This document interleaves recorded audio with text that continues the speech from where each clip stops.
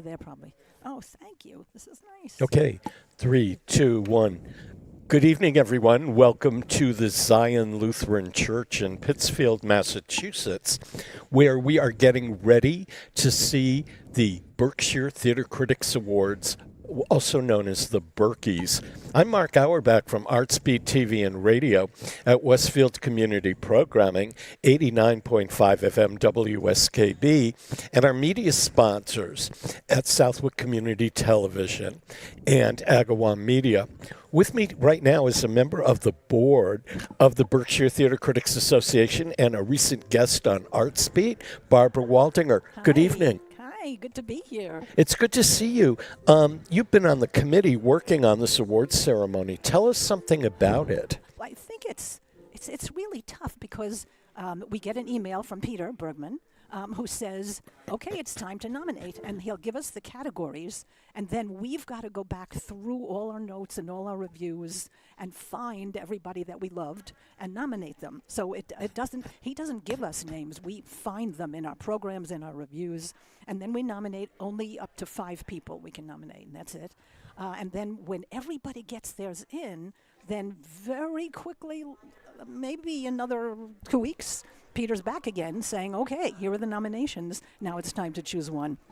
And sometimes there are just so many that instead of 5, you can get 6, 7. I mean, it's just... Yeah, there are a couple of categories tonight that have 7 and 8 nominees, and there are a couple that only have a few. Yeah. I think there are certain categories, obviously, that attract everybody. You know, the leading person, or in a musical or in a play, the best play, and I think everybody's eager to talk about that. But then there are others where maybe not everybody saw it and they're not sure, and so then you get fewer. Yeah, I missed half the season. I didn't come back to reviewing until maybe early June. So I missed a good part of the year. And when it came time to nominate people, I made a choice not to nominate people in shows that I had not seen. Agreed. Same thing with me. I did not nominate if I didn't see the show. And when it came to voting, I made this decision not to vote for anything. I mean, I reviewed shows, but I saw other things. That I made this choice not to vote for anything I had not seen. Agreed. You know? Because then it's not right, because you're just making it up, and you don't want that to happen. Exactly. It's got to be real. Don't we say that to actors? It's got to be real. Well, I'm so glad you joined us here at the desk. I hope that your choices win. Me too. And I'm going to have various people stopping by, and my good pal Jay Sefton, who's a 3-time nominee, is going to sit here and talk a little bit. Thanks for being here, Barbara. You can take that. Sure.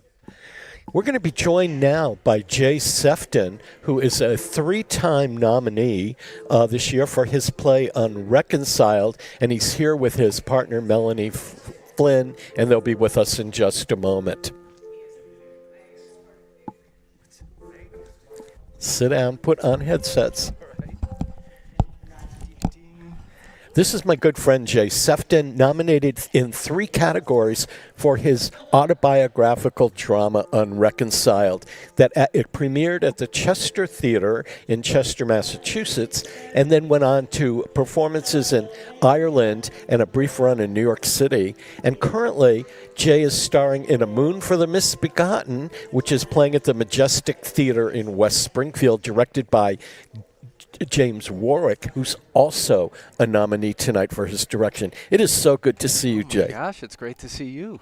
It's great to see you. So this has got to be exciting for you, because your play workshopped at Chester a year ago and then had its world premiere a year later.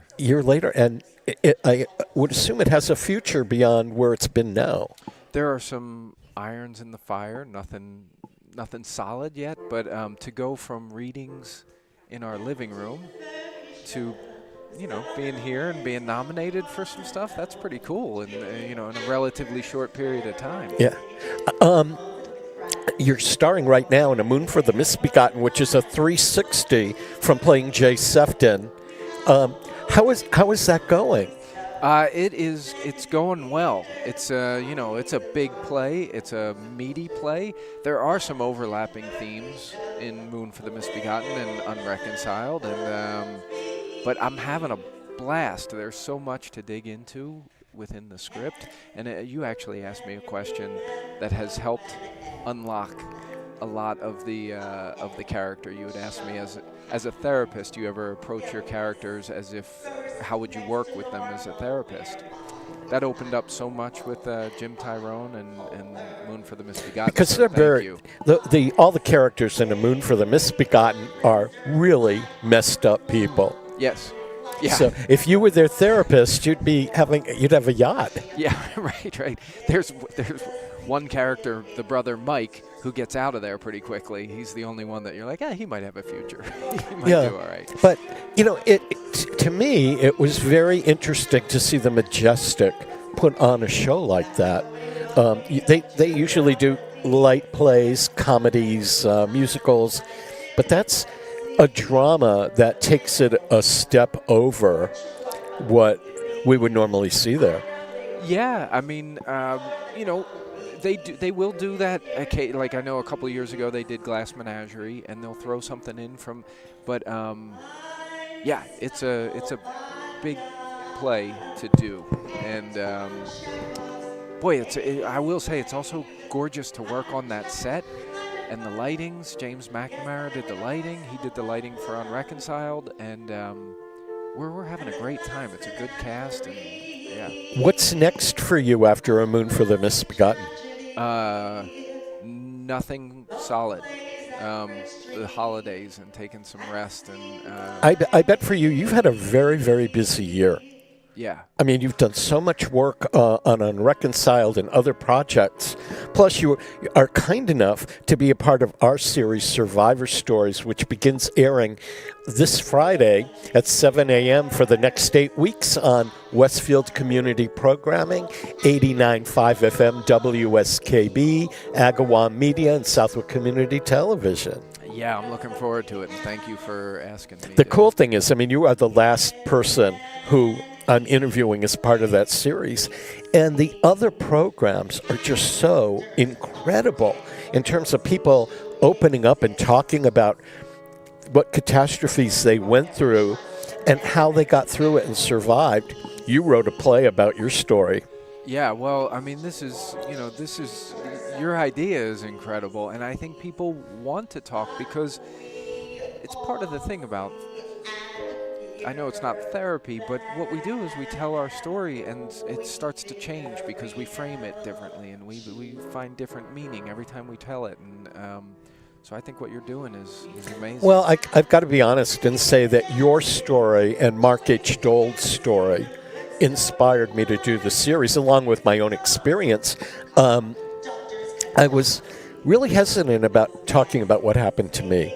I mean, I do if people ask me, but to go forth and do it on radio and TV was a challenge. Yeah. And then I saw Unreconciled and walked out of that. I mean, I knew what it was about, and I walked out of it and said, if Jay can tell his story, I have to tell mine. And I had planned to do it at some point and had the photographs and the videos done, and they were in a vault. And then Mark Dole and I went out to dinner this summer, and he said, I'm really proud of what you did. And I went through something similar. I had bladder cancer, and I thought my career was over, which was a big thing I thought would happen to me.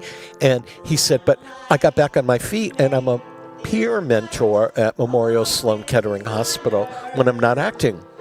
So between you and Mark, that gave me the courage, I might say, to go and do this series. Yeah. So, I'm very appreciative that you told your story.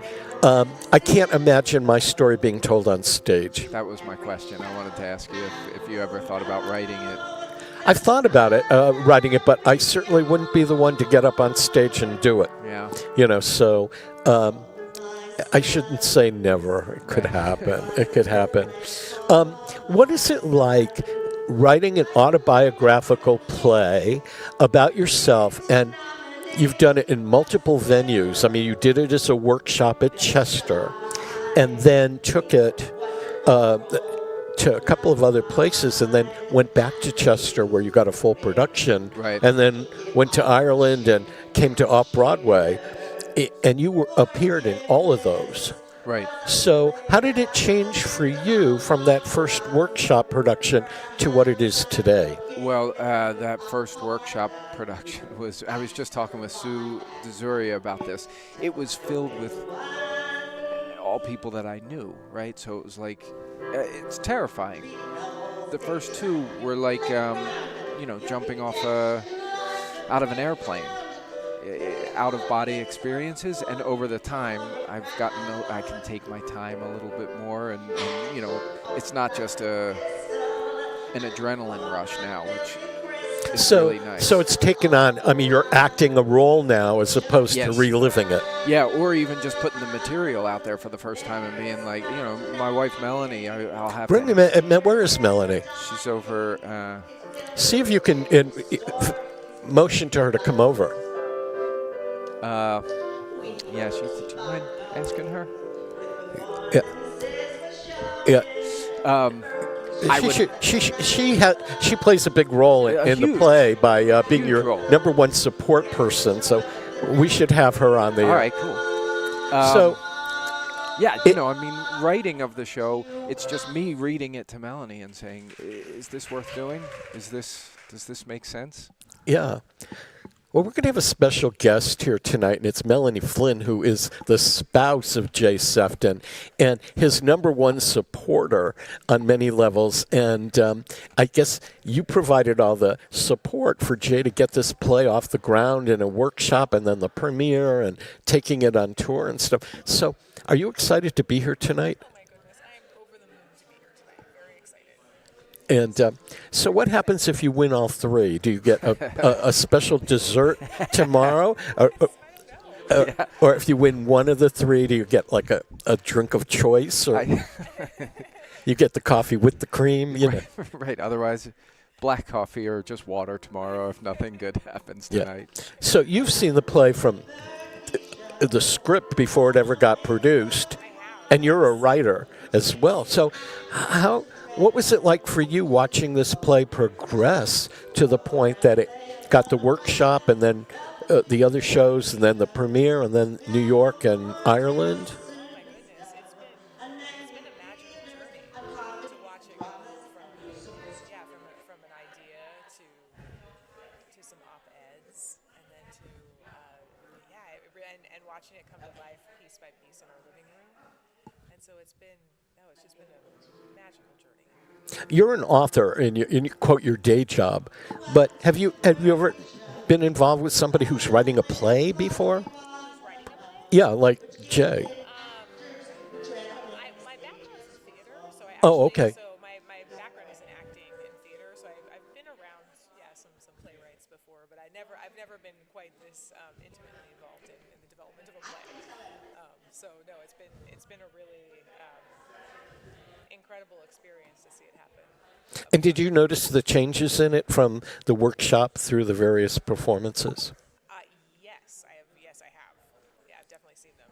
Yeah, I've seen it evolve over time in just a really beautiful way. And just for the record, Jay is nominated in 3 categories, one for Best Play, one for Solo Performance, and one for Best New Play. Yeah. That's quite a thrill. Oh, it's huge. And I'm looking at the other people in the categories and stuff, and it's insane. Yeah. Yeah, I'm hugely I mean, grateful. I think that people don't realize that the Berkshire Theater Critics Awards is sort of our version of the Tony Awards. But when you realize how many talented people work in the theaters in Western Mass and Northern Connecticut and contiguous New York State and Southern Vermont, there is so much talent here. Yeah. And you're performing in a different theater now. You're from Chester. You're at the Majestic, and you've done a lot of work in the other theaters. Majestic is probably like the closest to a home theater. I've done 4 or 5 plays there, and then I've worked with Wham and Berkshire Theater Group and Silverthorne Theater and some others. Yeah, so we moved out here on a whim, and so happy that we did. You had no idea when you moved out here that there was this much theater? None. And where did you write Unreconciled? Were you living here when you did it? Yeah, it was during the, I guess it was during the pandemic, and I would get up 3 times a week in the morning and go down the basement and turn the heater on and just see if anything happened. When you wrote the play, did you write it, typing it on a laptop, or did you write it longhand, or did you do speak text and put it into a computer so you'd know how you sound doing it? It was longhand, and then would go into the computer, and then at some point, maybe 6 months in, Mark Basquill, who is the co-author, him and I started working over Zoom together once a week, and we would say, like, all right, so go write this scene, we'll write this scene, you write this monologue, and we'd come back together the following Saturday and see what happened. I know that you've done a prior solo show on the West Coast that had nothing to do with Unreconciled. Yeah, there was it was also autobiographical. There was a little piece of Unreconciled in there, but in a very different framing. And yeah, that was 2008. So that was what made me think. So as Melanie said, I had written an op-ed on the topic, and then decided it was a format that I kind of knew, the solo show. So. Do you have another show in you waiting to be written down? No. No. Not that I know of. You never know. Something after tonight, something will come up, and you'll go down to the basement, turn on the heater, and it is the season. Yeah, tis the season to write another solo show, right? Or maybe you can include some of the people that you know in the next show. Well, I would like to say that we would like to help other people that are interested in writing their shows or writing a monologue or a moth story, something. Melanie's a wonderful writer and really helped shape this play. And so that is something in the not too distant future we'd like to help other people that are interested in telling their story go through a workshop. I am hopeful that my series coming up helps people are telling their stories. Yeah. And I hope somebody who did a sequence with me said, I never thought about talking about what happened to me before, but it felt so cathartic to be able to express myself. And if I could write, or if I could record or do something, I'd like to take my story and make it bigger. And I sure understand that. Yeah. That's the reason why I chose to put Survivor Stories on the air in the first place. Yeah. Again, partially based on our discussions and watching you morph from workshop into full production, and partly because of the actor Mark Dold, who's nominated tonight but is not here. He's in Miami. He's nominated for a Carbonell Award for Best Actor in the Lehman trilogy. Wow. So he had to choose between sultry Miami and super cold Berkshire County. Yeah. Yeah. But when I was supposed to interview him last summer, and I'd interviewed him for like 10 years, and I canceled the interview, and he said, well, what's going on? I said, I'm in the hospital, and my kidneys failed, and I need surgery, and blah, blah, blah, blah, blah. And he told me his story. And he said, this may help you a little bit. And he had bladder cancer, and he was so concerned that his acting career would be over because agents would not hire him if they knew he was going through chemo or radiation. And he did, and he became a peer counselor at Memorial Sloan Kettering. So when he's not on the show, he's volunteering to work with young men that have the same form of cancer that he does. And between your story and his, I thought, okay, we can do this series. Yeah. Well, I'm sure there's a lot of people that are going to be helped. I hope so. Yeah. It's so good to see both of you tonight. You too. Thanks for having us on. Yeah, so I got my fingers crossed. I'm not supposed to tell the public because I'm a working critic. I'm not supposed to tell them who I voted for or who I'm cheering on. But I'm so excited for the fact that you're nominated for 3 things. Me too. Me too. Thank you, and thank you for everything. Yeah, so we'll be recording this tonight, and hopefully the people that are going to live stream the Berkey Awards that start around 7 o'clock, maybe they'll see you up on stage once, but my hope is they see you on stage 3 times. Do you have an acceptance speech written? I might have something here just in case. Oh, okay. Just in case there's one time. So good to see you, and I hope we get together off stage one of these days soon, maybe at Esalen. seem to. All Thank right. you. Thank you. Thank you. Good to see you. See you, Mark. We're broadcasting the Berkshire Theater Critics Award ceremony tonight. Here, the Theater Critics started the Berkey Awards in 2016. It was started by a guy named Larry Murray, who wrote for Berkshire on Stage. He was a critic in the Boston area who moved to the Berkshires. And in 2016, they had their first Berkey Awards. Sadly, he died in 2017, the year that Berkshire Theater Critics Association was incorporated.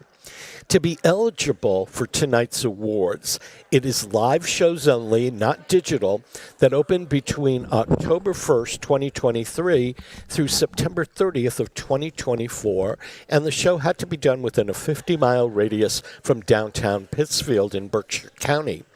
Shows have been performed in the Pioneer Valley of Western Mass, southern Vermont contiguous to the Berkshires, northern Connecticut contiguous to the Berkshires, including Hartford, and eastern New York State, including the Capital District down to Catskills.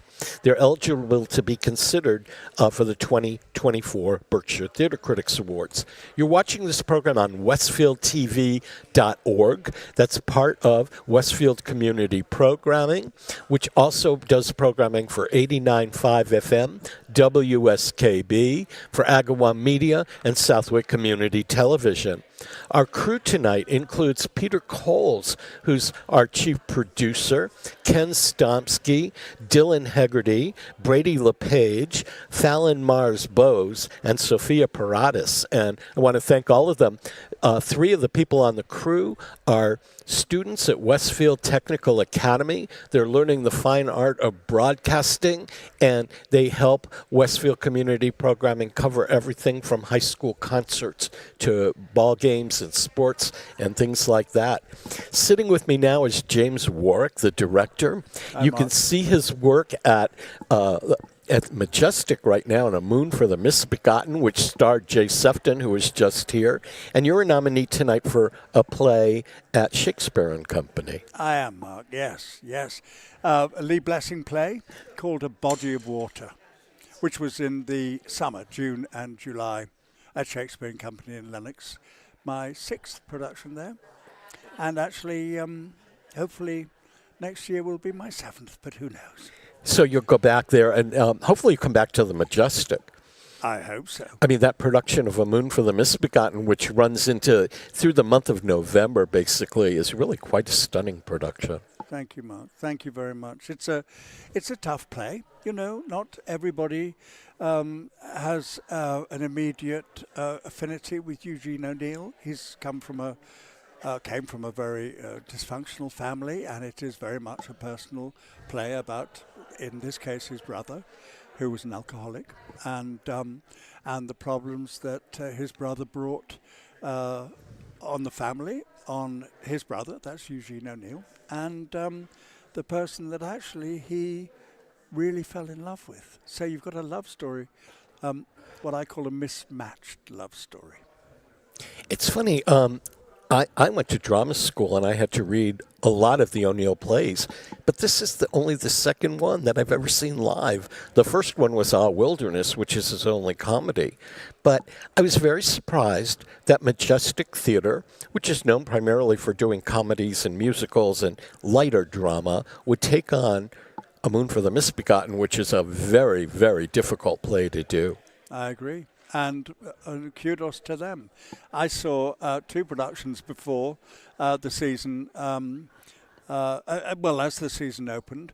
One was called The Play That Went Wrong, and I thought, good Lord, how can a small repertory theatre do a play of this technical difficulty?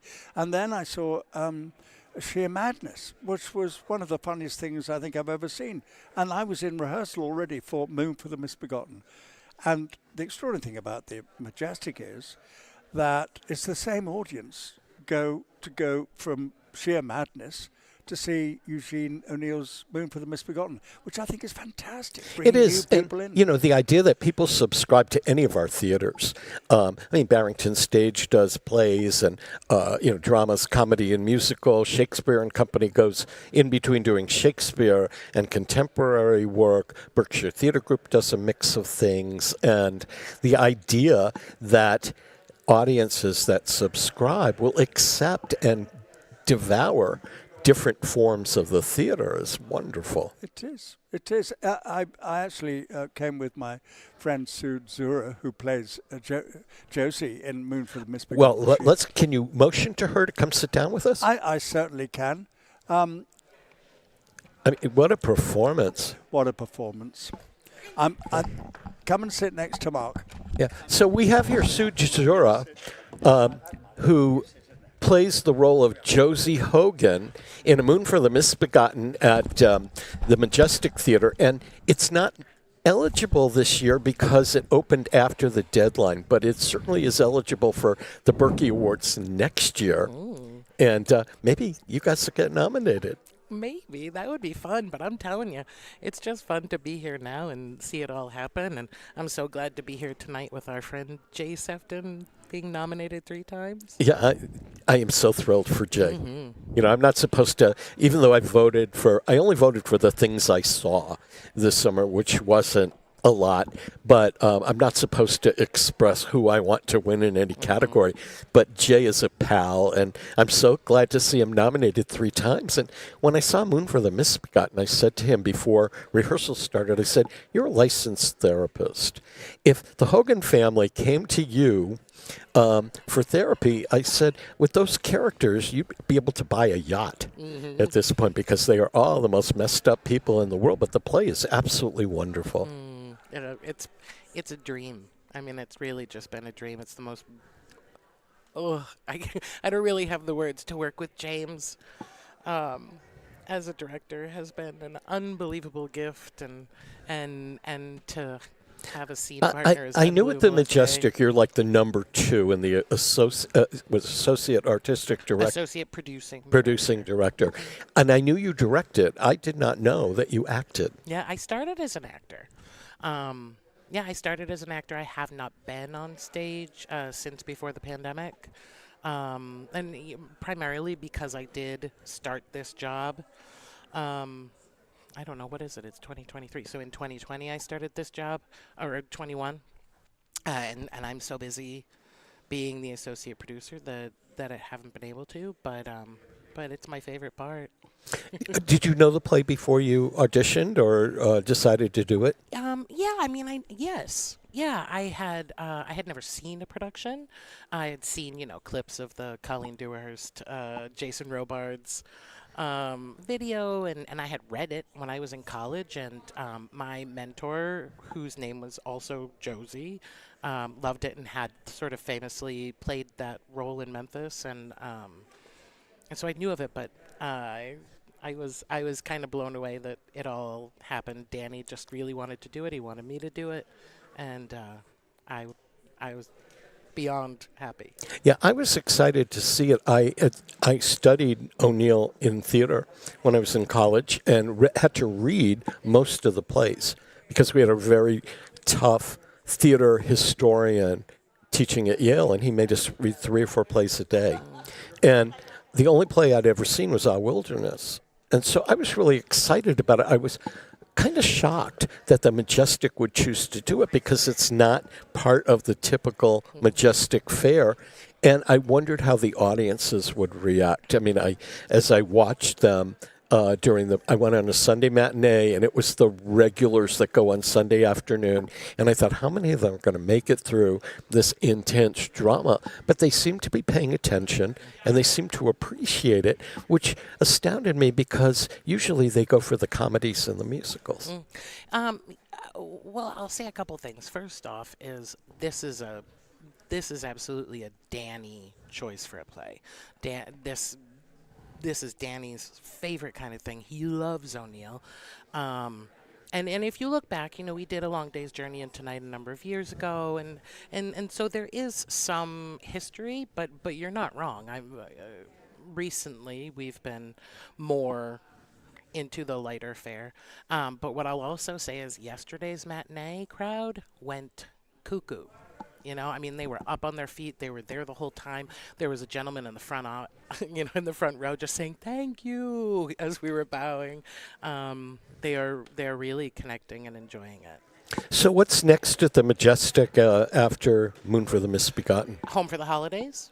Which is your most I shouldn't say the most famous, but it's the most popular over the years. It is. It's incredibly popular, and for a reason. It's a blast. It's a holiday party with your best friends every night. Sort of like going back to the television specials of the 50s when Dean Martin or Mitzi Gaynor would do their annual holiday show, Perry Como, and they would have all their friends that were in the acting community show up. It was always a living room set, always a tree.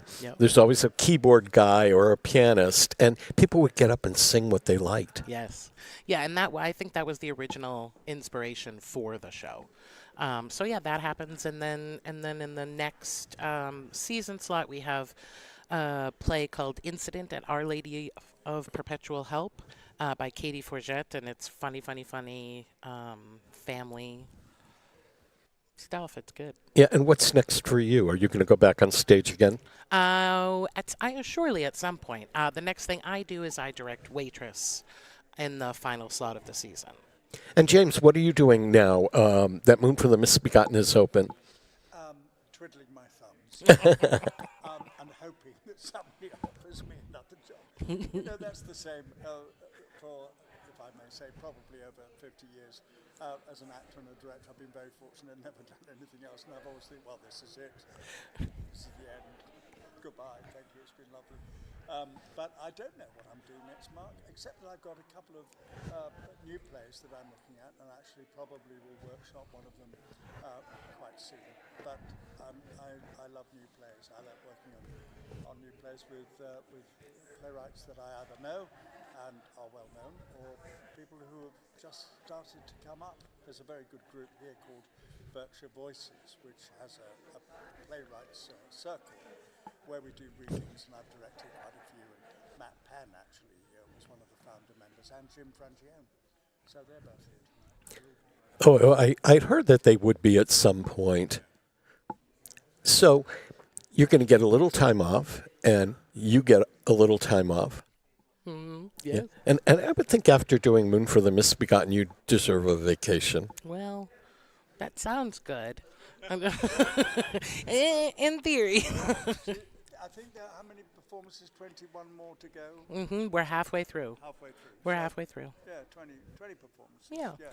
Yep. And then Have you come back to see the show since it opened? Oh, yes. he wouldn't leave us. Officially, equity rules are that the director who gets paid up to the first night and then says bye-bye, leaves it to the stage manager. Okay, it's a wonderful stage manager and I've got total trust.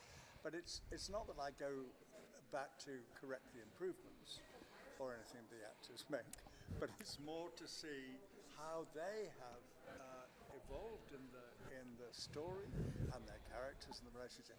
I have to say, I've seen it 3 times since the opening night, 3 times. I think so. And I'm going to see it probably 3 more times. So I'll see it once a week.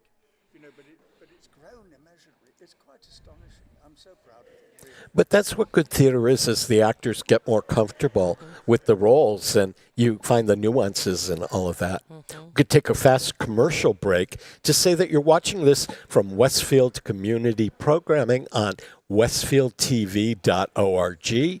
We produce a whole variety of programs on Westfield Community Programming. 89.5 FM, WSKB, Southwick Community Television, and Agawam Media. And you might want to tune into our Artsbeat TV and radio on Fridays at 8 o'clock. And we have other programs that you might like. Our crew today includes Peter Coles, Ken Stomsky, Dylan Hegarty, Brady LePage, Mars Bowes, and Sophia Paradas. Brady, Mars, and Sophia are all students at Westfield Technical Academy. They hang around Studio 120. They're learning the craft of radio and television, broadcasting, video, and all of that, because maybe they'll take on careers in it. And we could have not have done it, this programming tonight and the live stream, without the three of them, and I'm very appreciative to them. I see them in my studio all the time when I'm producing On the Mark TV and radio, Survivor Stories, and this wonderful Arts Beat, which brings us this. And they work so diligently and work so hard and are so welcoming and friendly. So to the three of them, I want to say a special thank you. And to Peter Coles and Ken Stomsky, who brought all the equipment up here and set things up for this evening's pre-show, and also the live stream of tonight's award ceremony. And in a couple of minutes, we're going to have Macy Levin, who's one of the theater critics, part of this, come over and join us. It's so good to see both of you. Oh, it's so good to see you. You know, so I do hope that I get to see Moon for the Misbegotten again, or if I know that you're coming to town to review it, there's good food around the Majestic. Mm-hmm. We should definitely talk. Or we go for good Indian food or a bagel. There's so much. There's this really incredible Italian restaurant just down the door, a couple of doors down. If we want to, you want to spend your royalties checks, and I want to, yeah. No idea what royalties are. Not for a very long time have I got royalties for anything. But Well, that's actually not true. I get $3 or $4 every couple of months from television I use, but that's about it. I got to check. I did a commercial for what was it's now American Airlines. It was U.S. Airways, and then it was Allegheny before that. When I was in college, I did a commercial for Allegheny, and it was filmed at Washington National Airport. And every 2 or 3 years, when some History Channel thing shows that commercial, I get a check. I got a check last year for 17 cents. Well, look at you. Yeah, lucky me. I got it. It didn't even subsidize a cup of coffee. No. No. No, and I took it to the bank, and they looked at me like, "You're really going to deposit? Don't ask for cash back." So it's so good to see you both tonight, Thanks and so I much. hope that you're a winner. We'll see. We'll see. And next year, you'll most likely be nominated, and you again, Thanks for for saying Moon for the Misbegotten. And people that want to go see that, it's at majestictheater.com. Yep. Through December 1st, That's right? right. Through December 1st, West Springfield, Massachusetts. Yeah, just a wonderful, wonderful production with you and Jay Sefton in it, and the rest of the cast is great. They are. We're really very lucky. And the set. I mean, that set is absolutely awesome. It is. It's beautiful. Greg Trokel, who was our resident designer for over 20 years, came back to design it for us, and it's just magical. It's the most fun to play on. And I know that you're an upcoming guest on Artsbeat coming up soon, so it'll be really good to chat. And I know we've chatted before, but I think this is the first time we've ever gotten to sit and chat in person. That'll be great. Yeah, I know it is. Yeah, so Good to see we're you. going to do it again. We're going to do it again. And if you want to come down for sometime and do Artsbeat again, it would be good to see you.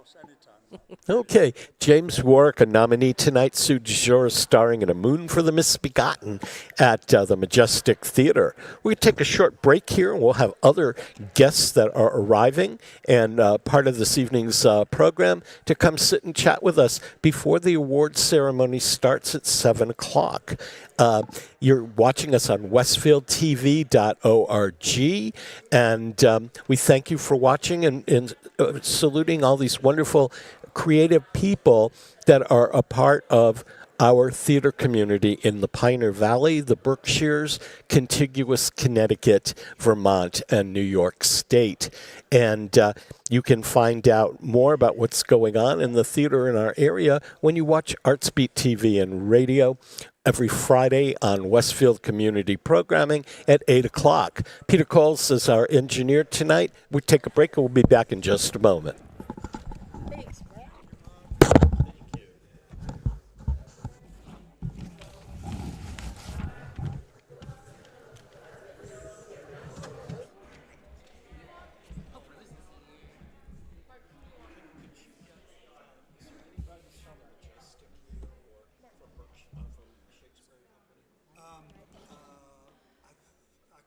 anybody yet. They're upcoming. I don't know. Did Jack Stevenson not send you a list of people who are coming? BAD. Is she here? No. She's the marketing. I can't see anybody from Shakespeare Company yet. Anybody from Shakespeare? Nobody yet. Oh, the water cooler? I mean, Macy Levin, I've seen. Huh? Maggie, I'll grab Macy. Mark, my last name is pronounced Paredes. Oh, did I say it? I'll say it right the next time. Thank you.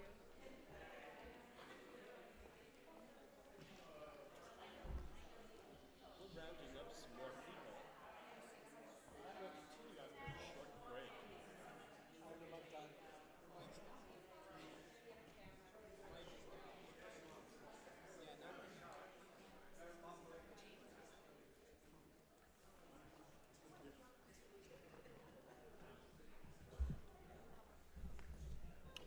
So, Mark, I just want to let you know we have Brian Linden here. He's a wonderful actor, and I think you should talk to him after Macy's done. Okay. Hold on 2 seconds. I'm going to chat with him, and then I'd love to talk with you.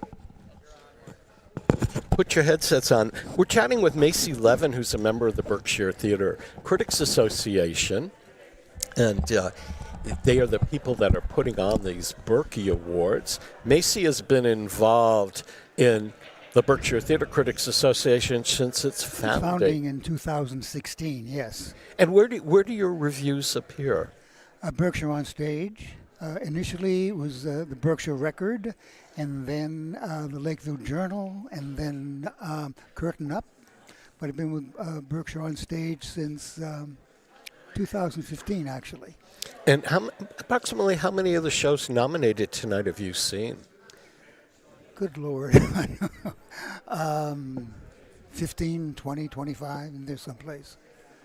Takes a lot of time. It does. It does. I am a member of the Berkshire Theater Yes, Critics I know. Association, but I haven't really been able to see that much this year. And it does take a lot of time. It takes me an hour to drive up to the Berkshires to see something at Barrington Stage. Yeah. Williamstown is out of my reach. It's just Yeah. way too much to go Yeah. cover a show. But The same thing. We go to Bridge Street Theater in Catskill. I mean, that's a trip. And we also go to Chester Theater Company, and that's a trip. But it's worth it.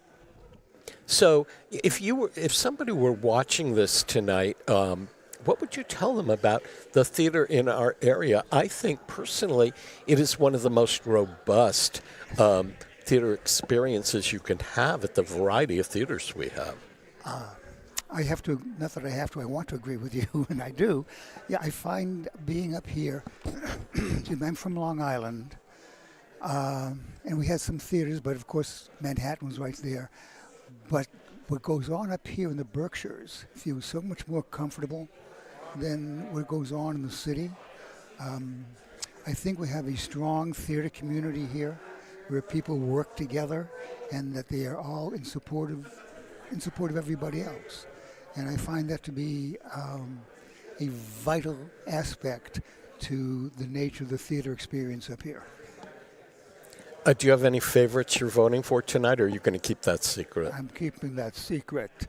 But how many of you've been a Berkey Award presenter since day one? Correct. Are there any shows in the last years prior to this year that were favorites of yours?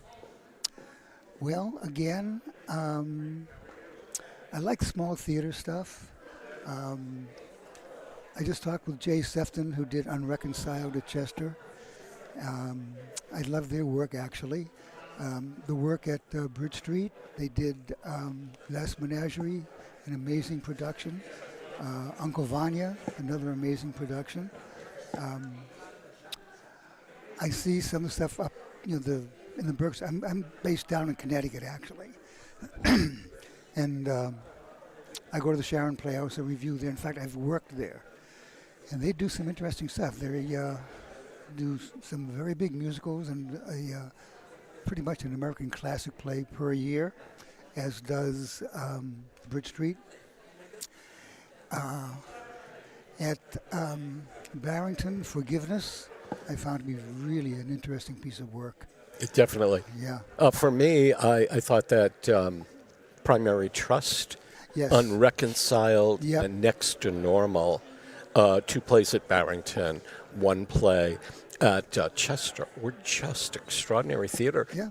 I don't see stuff like that in New York. No. So I hope that we have a lot of happy winners tonight. To be nominated is an award unto itself. Correct. And I want to thank you for chatting with us. My pleasure. Thank you for having me. Okay, we'll take a break and we're going to meet one of the nominees for tonight. And hopefully we can get Charlie Seidenberg. I got somebody on deck. Want to join me on the mic? Just give me the high sign. Hi. Put your headset on so you can hear us. And I see you've got a lot of nice big stash of cookies. Yeah, I'm enjoying the snacks. So tell me your name and what you're nominated for. I'm not nominated. You're not nominated. My name is Brian London. I'm here with the Bridge Street Theater contingent. They're nominated for a couple of things. Most notably, the artistic director, Jamie Soul, who's nominated for writing this album. And what is your role at Bridge Street?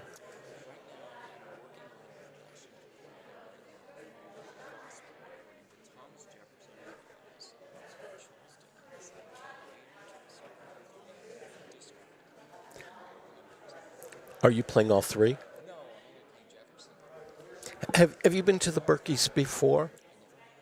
So this is the first time. I've never been to Bridge Street. So tell me a little bit about it.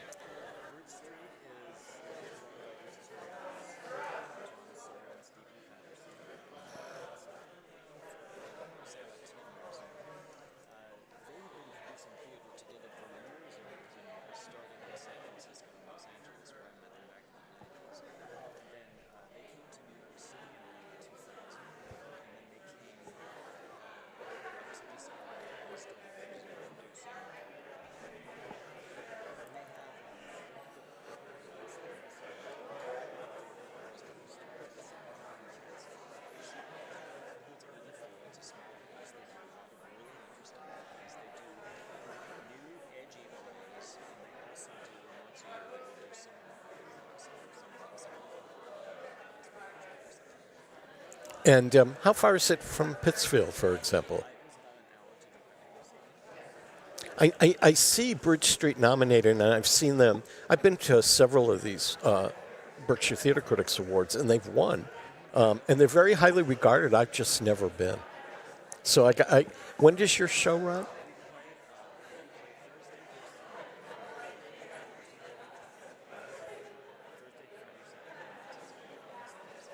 Do you happen to know the website for the theater?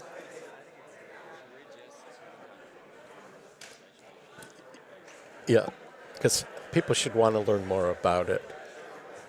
And they're nominated in several categories tonight.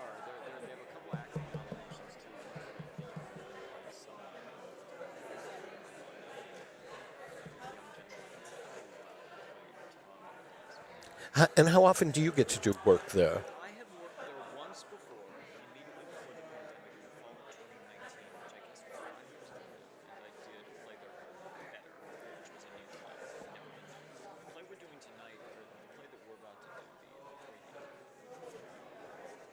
three Gospels, that play's maybe 10 years old. It's never been done up here, but it has gotten. Have any of their plays gone on to other theaters? You know, we were talking about that on the way up. They've done plays that they have not done a play that's made its way to New York.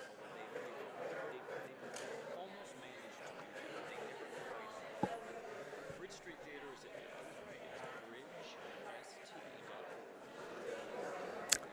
I want to thank you for being here tonight, and I hope Bridge Street takes home a couple of awards. I know it's the doing of the theater that matters the most, but an award is always icing on the cake. Thanks for being here. Good luck to Bridge Street tonight. Can you? We have somebody going to get the next person. We have somebody coming?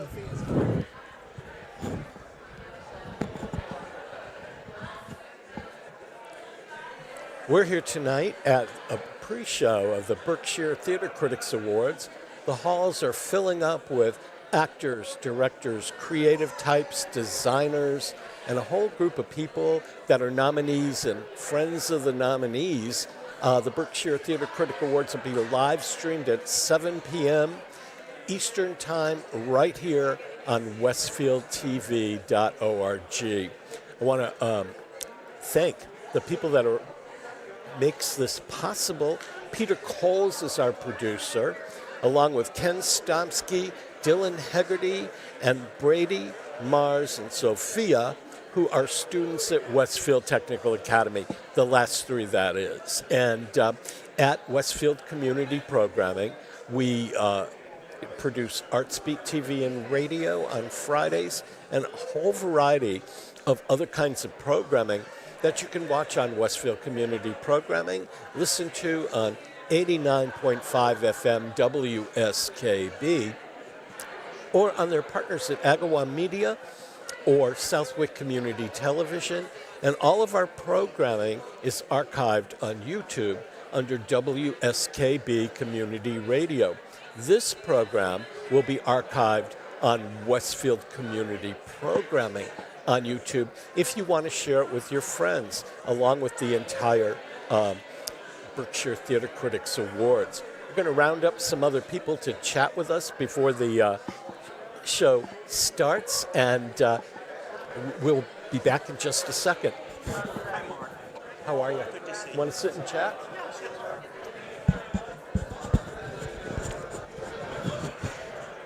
What are you nominated for tonight? What's that?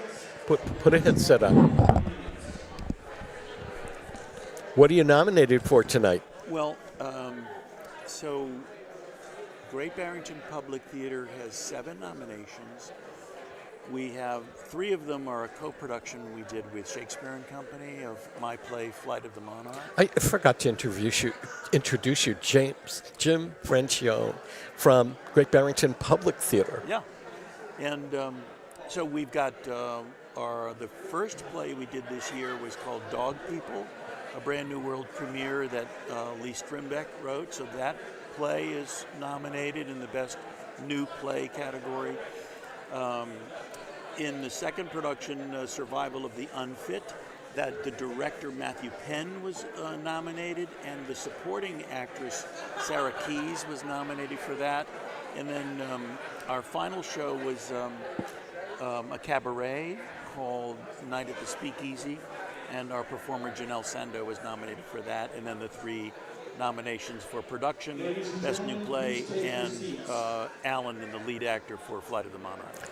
The award ceremony is just about to start, but I want to thank you for being here tonight, even just to chat briefly. Yeah. And good luck to all. I know you're nominated, your theater's nominated, and I know that the Berkeys mean a lot to every creative talent in the theaters in the area, as well as the theaters themselves. Always great to see you, Mark, and doing so well. And it's so good to see you. Yeah, great. Good luck tonight. I'll be cheering you on here from the table. Should be fun.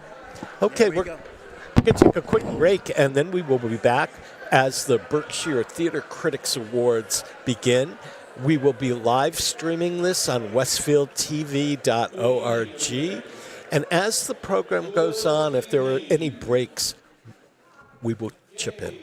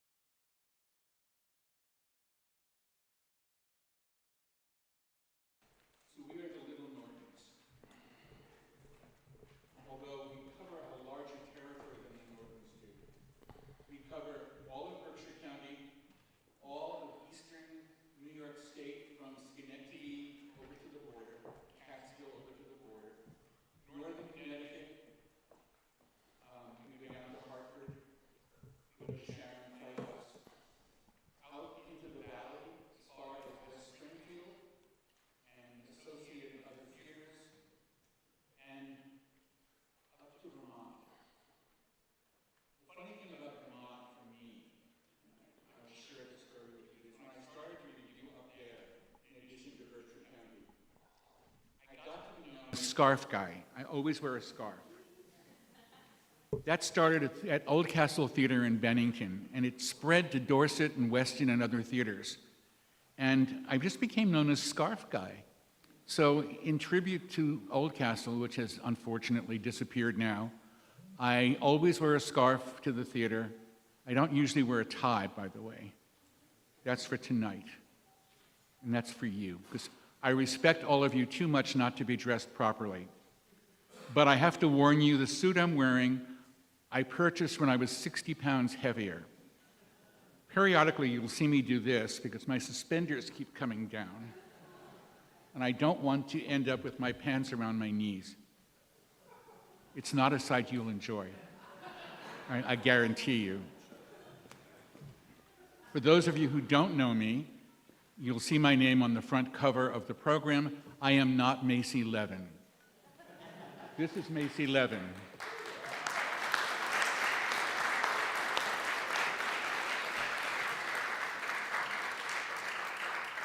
He and I have co-hosted this show from the beginning.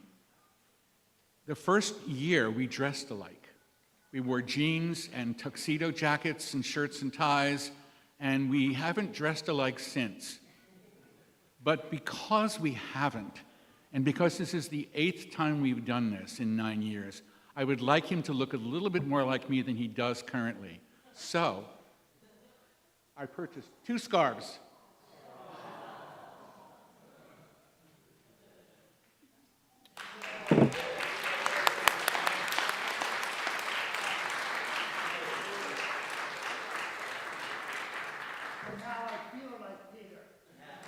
It's a good thing.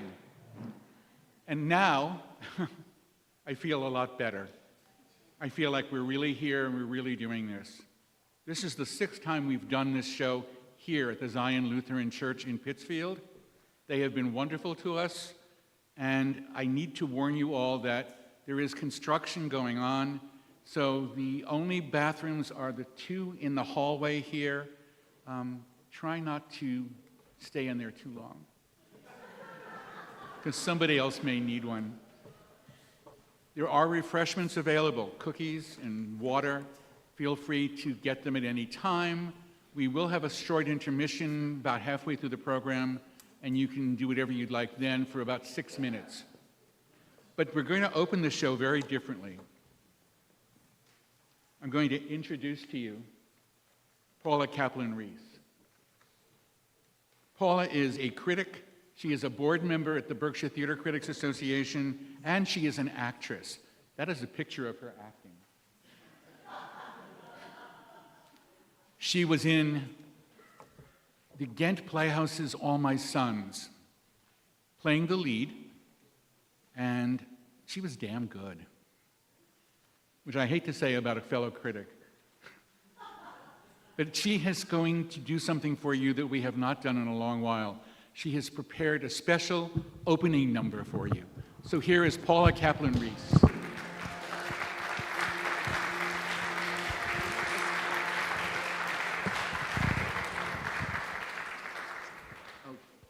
don't move the furniture. Okay, don't move it. Welcome to the Berkey Show. Who's gonna win's what we wanna know. Which gifted actors who tread our many stages with songs with cries go on running, they had won a prize. Welcome to the Berkey Show. We have awards we will soon bestow on many theaters, on comedies and dramas and musicals too. Welcome to the Berkey Show. The winner could be you. Can you remember when every play member of every show had mental illness? First, next to normal, where mom is not normal and bipolar makes her life a mess. Same with the Islanders, bipolar's wild and in flight of the monarch. What's wrong with Sheila?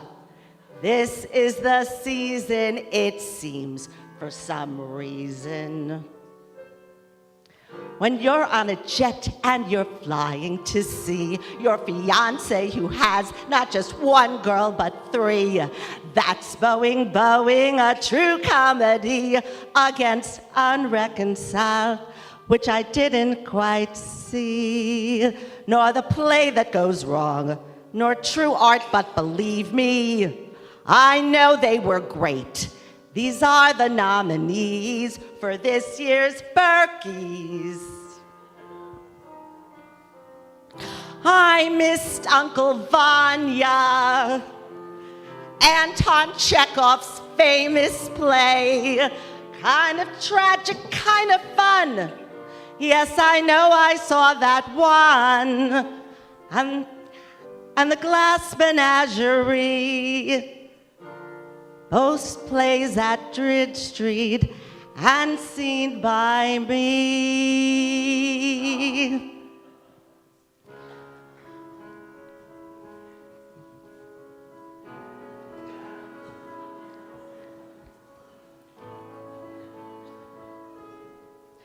You know something, viewers? I think the dogs who acted in Dog People were great. You know something else? In many plays I've seen, the characters were dead or don't seem to exist. In Primary Trust, his best friend he has, only he sees. In Next to Normal, she sings to her son who is deceased. But we all see and hear them. We think they're real too. Musicals have singing and dancing, always enhancing a good storyline. Musicals, conductors conducting, keeping those dancing and singing in time. Something rotten, The Prom and Young Frankenstein and Charlie Brown all touched our hearts and mind. If you chose best musical shows, you might have picked The Fantastics, Jets and Sharks, Maria and Tony, West Side Story, you can't miss, Berkey's Greatest Hits.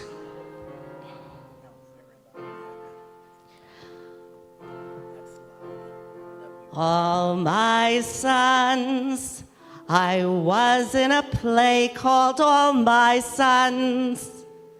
I played the part of Kate. You didn't nominate, but still. Bill Shine played a wonderful role, but not mine. And maybe he will win. I'll take it on the chin and cheer. Forgiveness was a play that I learned a lot from.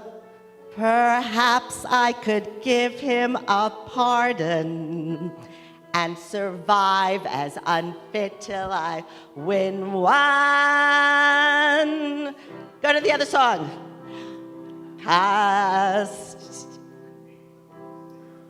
Okay, no, go to the other song. The one I missed. I missed one. Sorry about that. Costume, sound, and light make theaters bright, along with designers. Choreographers and directors serve as reminders. The play world takes a lot of talent and a vision. As critics, we can help you make the best decision. Go to every show and you will know the stars that we are.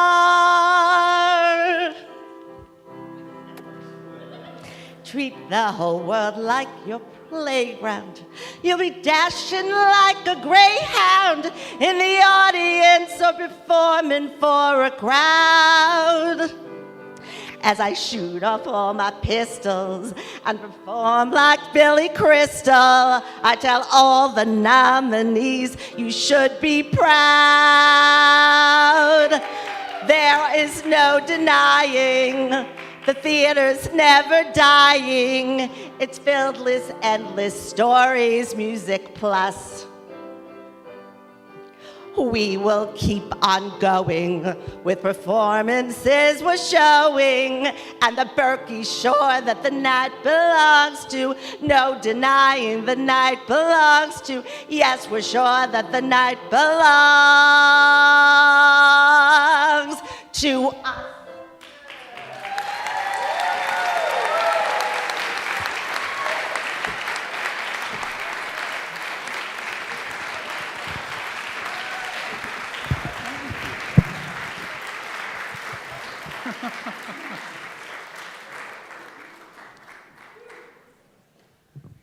One of the things we're going to do tonight, we've done in the past, but I hope it's better than usual. It's only because I spent weeks working on it. We're going to show you, before we announce each award, a complete list of the nominees for each award. I think it's important that everybody understand that we can't do a ballot like you see in front of you in the program with everybody who's nominated. So the way it works, we have 31 critics on our list. I ask for nominations from everyone. They can nominate as many as 5 times in every category, which can get to be a lot of people, a lot of things. Not everybody does all of them. Thank God. I'd still be tabulating. But those who get the highest number of nominations become the people you see on the ballot. But I think it's important that we all understand that everybody does good work, and everybody affects the critics differently. We get so many different people in each category that it's important that you know who they are. So they'll be on the screen behind us. Oh, here they are. So the first category is Outstanding Supporting Actress in a Play. We always like to start with something big. So we have Abby Burris, B-U-R-R-I-S. It's misprinted in the program, and I apologize for that. In Uncle Vanya at Bridge Street Theater. Christine Boyce Saplin in Well at the Schenectady Civic Players. Rebecca Berkshire in Abe Lincoln in Illinois at Berkshire Theater Group. Jackie DeGeorgis in All My Sons at the Ghent Playhouse. And I just saw her the other night in another play, and she was wonderful. Etta Grover in Steel Magnolias at the Sharon Playhouse. And when I call your names, if you're here, stand up and be acknowledged. If you're not here, don't. Renee Hewitt in Uncle Vanya at Bridge Street Theater. Sarah Keyes in Survival of the Unfit. Great Barrington Public Theater. Yes, yay. Lana Joffrey in Three Tall Persian Women at Shakespeare and Company. Stephanie Jean Lane in The Weir at Berkshire Theater Group. That was her second play of the summer in a different theater. Maxine Linehan in The Beauty Queen of Leenane at Dorset Theater Festival. Is there anybody here from Dorset tonight? No. There is? Well, okay. As long as you're here. Kate McCluggage in Boeing at Barrington Stage Company. Hero Marguerite in Big Big Sky at Chester Theater. Puya Mosemi in English at Barrington Stage Company.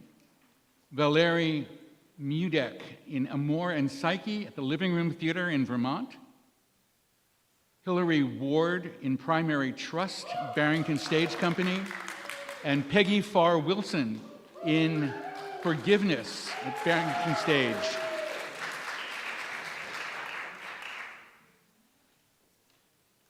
And I'm going to be getting the winner in a second. Put my glasses back on so I can read that.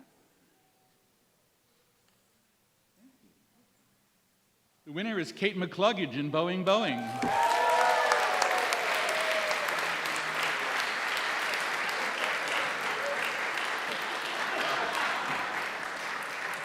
And this is not Kate McCluggage. This is Deborah Jo Rupp. You get me. So, first of all, I just want to say, Paula and Gary, amazing, amazing. I don't know how you remembered that. It was a feat. It was fantastic. Okay, so I have a little speech from Kate. I worked with her in Boeing Boeing, and she is everything. She's amazing. Okay. Thank you so much for this acknowledgement. Thank you to Alan and Barrington staff for putting a bonkers farce into their season. Thank you to Julianne Boyd for assembling such terrific troops from the cast to the designers and then herding all of us cats in the right direction. Thank you to the wonderful cast who made door-slamming comedy such a joy, and to our designers who made us look and sound so good doing it. Thank you to our wardrobe, hair, stage management, board ops, she leaves no one out, deck crew, front of house, and all the rest of the craftspeople who made the show happen and such a pleasure to run. Thanks to Pat McCorkle for continuing to throw my name into the ring, and to Mark St. Germain for having enough arguments with my mother that he thought he might just like to work with me. The family feeling that Barrington Stage has is very special, and I am honored to have been a part of it. Thank you.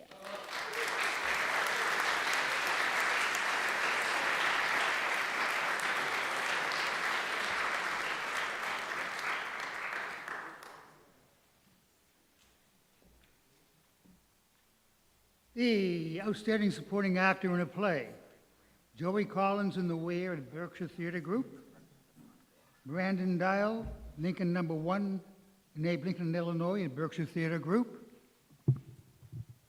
Thank you. Abuz Farouk, Big Big Sky, Chester Theater.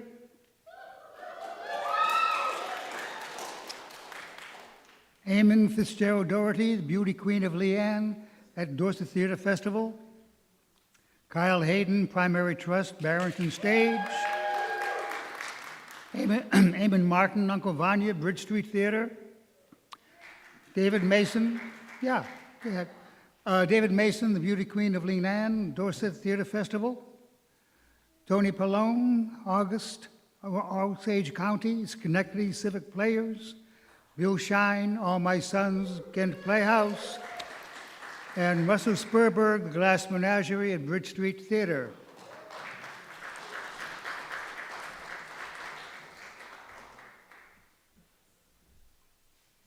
Kyle Hayden, Primary Trust.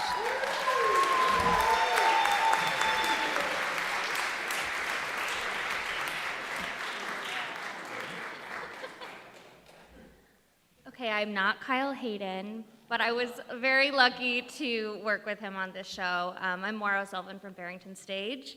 He's got a little something for you. He says, "Thank you to the Berkshire Theater critics so much for this honor. I'm standing on the shoulders of so many people who've made this moment possible. To the folks at BSC, Alan, Brandon, Maura, the whole staff, such a delight spending the fall in the Berkshires. Can't wait to do it again. Thanks to Jen Chang, our generous cruise director, for asking me to read this play, and to my castmates, Justin, Hillary, and C. David, for being the best scene partners anyone could ask for. My ties forever. Thank you, Ebony Booth, for these words. Thanks to Robert Ramirez and everyone at Carnegie Mellon School of Drama, but particularly my students for allowing me to shuttle back and forth to do this wonderful play. Thanks to the people forever in my corner, my parents, my brother, my wife, my son, You're the inspiration of all my work. Nothing happens without you. And finally, I dedicate this to the memory of my dear friend, Kath Warman. Thank you from Kyle.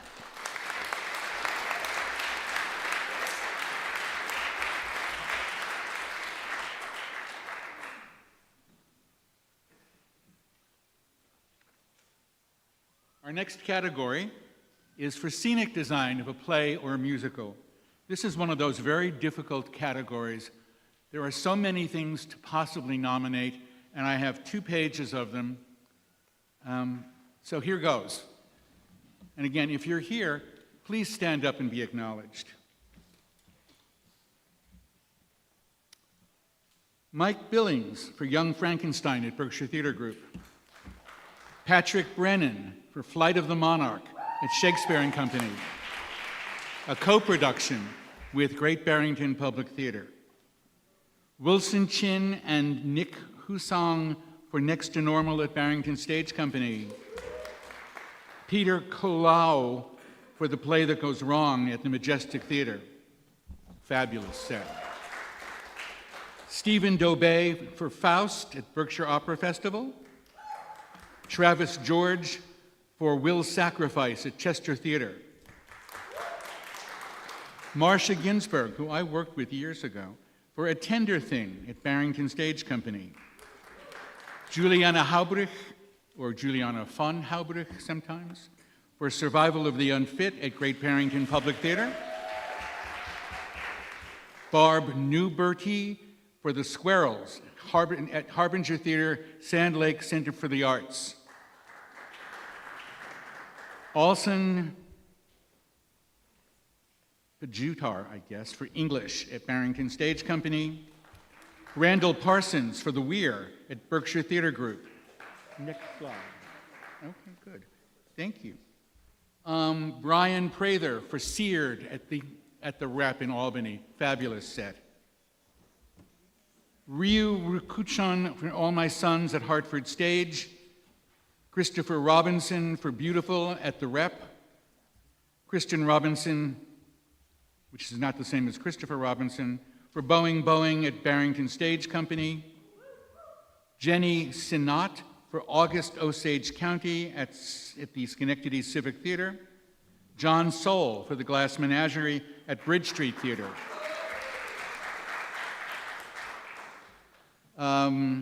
Christopher and Justin Swader for The Beauty Queen of Leenane at Dorset Theatre Festival.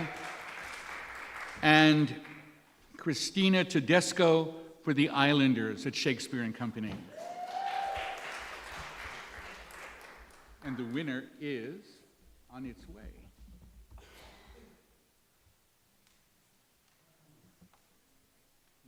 You may announce, sir.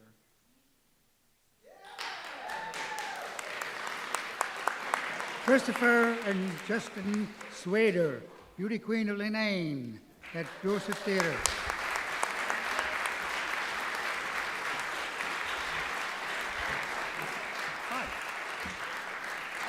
Justin and Christopher wanted me to accept this on their behalf.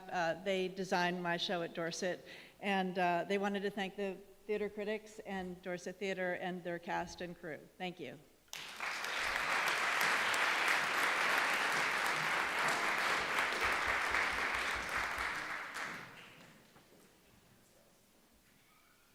For our next award, we have a tie. Outstanding Choreography. And the nominees have been Kate Kohler-Amory for The Comedy of Errors at Shakespeare and Company. Andrea Biso for Faust at Berkshire Opera Festival. Bella DePaulo for The Fantastics at the Mac Hayden. Ryan Knowlton for West Side Story at Mac Hayden. Michelle Lemon for You're a Good Man, Charlie Brown at the Sharon Playhouse. Shannon Lewis for Rock of Ages at the Sharon Playhouse. Paul McGuire for La Cage aux Folles at Barrington Stage Company. Mandy Modick for Something Rotten at the Mac-Hayden. Madine Italio for A Tender Thing at Barrington Stage Company. Christina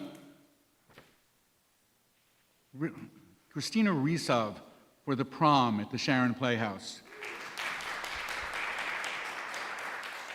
Michael F. Toomey, who was the clowning consultant for Boeing at Barrington Stage Company. And Andrew Turtletaub for All Shook Up at the Mac-Hayden.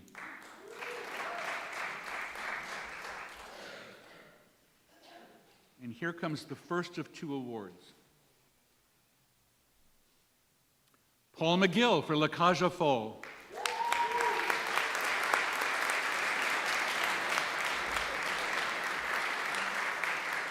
Hi, not Paul McGill. I'm Brandon Holdean, the artistic producer of Barrington Stage. I know that Paul's so grateful for this award. He did the first revival of La Cage when he was still a teenager on Broadway. He brought so much passion and love. One of the biggest things for him was create a world where all the Cagelles are unique individuals, and boy, did that shine across the stage. So on behalf of Paul and the rest of the team, thank you so much for this.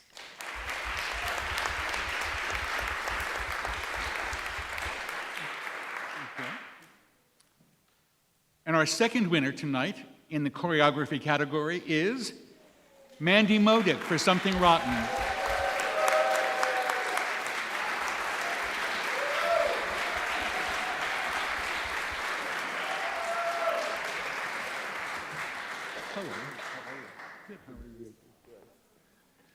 Wow, hi everybody. I'm not Mandy Modick. I'm John Saunders. Mandy and I worked on the show together. Mandy's work is just brilliant, and I know she thanks the Berkshire Theatre Critics Association and the team at the theater, and I'm sure she would want me to thank Bella DiPaolo, who also was her associate on this, who really held it down. And yeah, so congratulations to Mandy, and thank you everybody. This is wonderful. Thanks.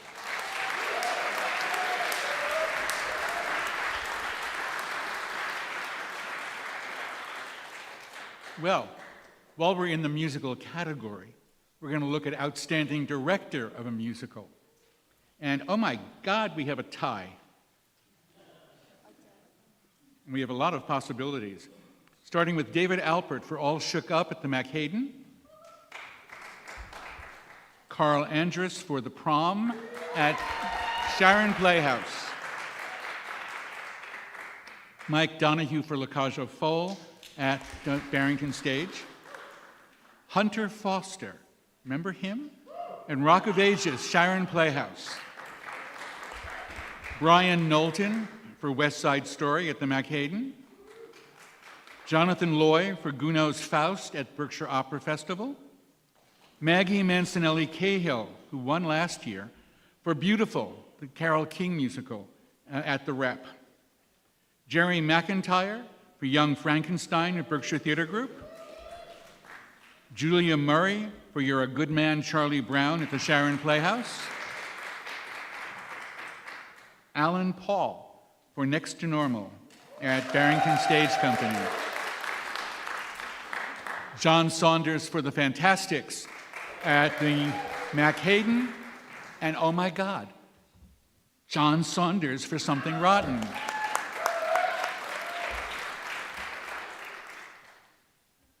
So as I said, we have a tie in this category. You want to present this one? Why don't you present this one?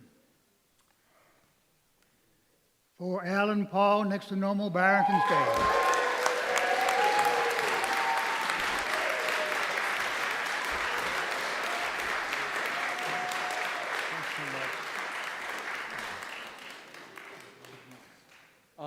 I want his tie and his scarf.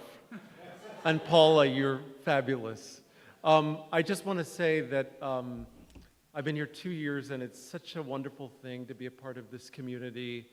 I love doing musicals, so I'm so thrilled with the group of people behind me. And it's just so much fun to make theater in the Berkshires. And of course, I want to thank everyone involved with the show, but most importantly, I want to thank the board of Barrington Stage Company, many of whom are here tonight, And I want to thank the staff because we have incredible artists, artisans, administrators, and it's one of their birthdays tonight, Jessica Province. So thank you to the wonderful staff for this big honor.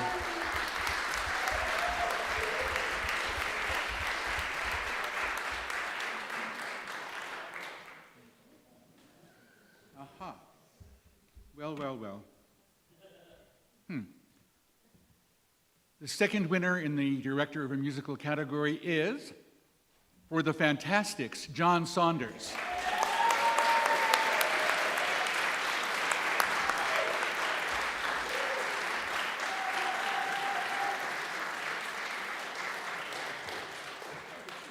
Thank you. Okay. Well, this time I am John Saunders. Thank you so much. The Fantastics, who'd have thunk? Congratulations, Alan. I'm so proud to share this with you. I gotta thank the designers first. Andrew Moser, Daniel Hewson. It was just an incredible team effort. This show means a lot to me. I directed it before, and I've sort of kept expanding on the concept behind it, and I have to thank the cast and the crew and everybody who went for it.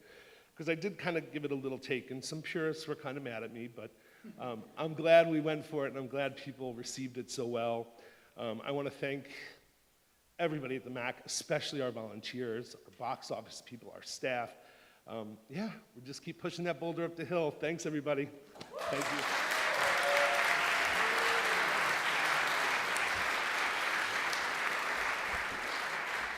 I have to say, John, this was a very innovative production.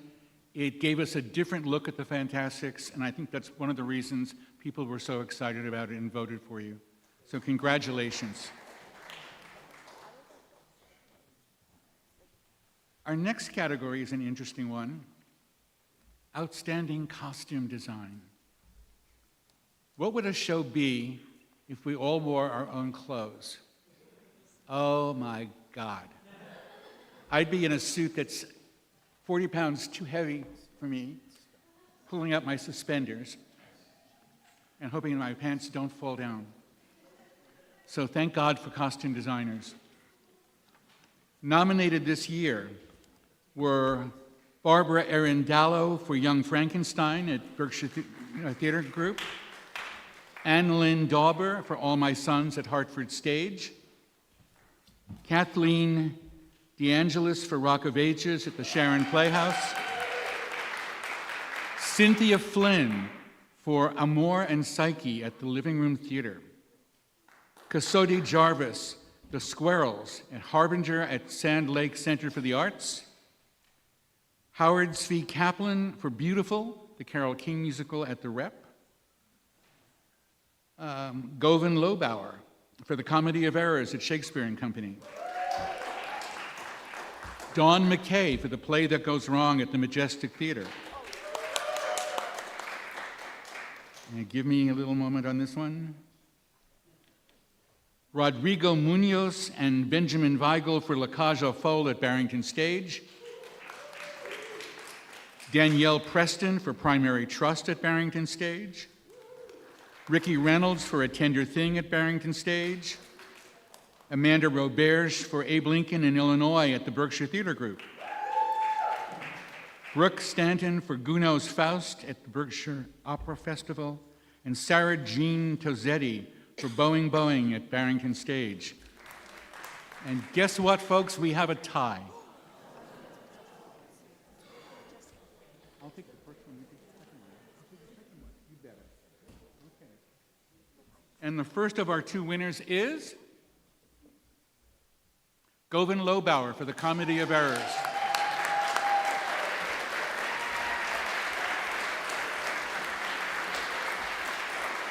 I know she's here. Here she comes.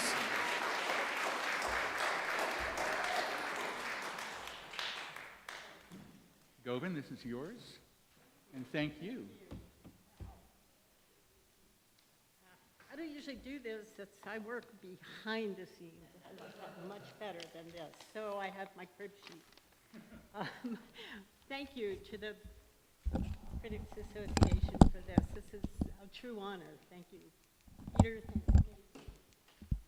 I want to thank Shakespeare and Company and Ellen Burroughs and Ariel Bach for asking me to do this show, which was the most fun. I want to thank Kate Amory, whose intrepid vision of putting vaudeville outside on stage was so much fun.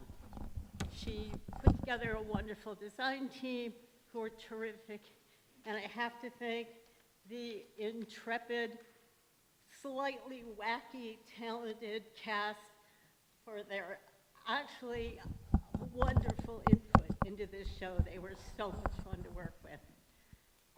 But most of all, I need to thank my costume shop.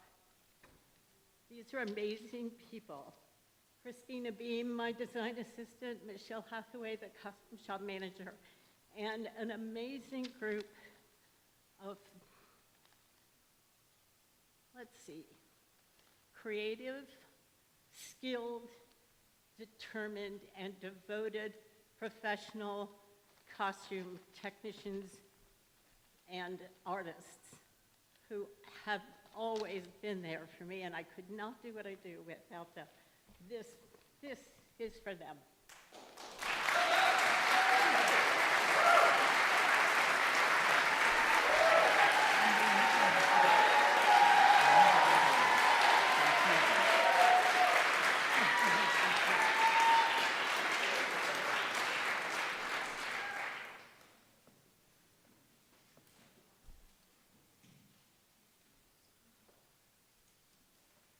And Rodrigo Munoz and Benjamin Weigel for La Caja Folk.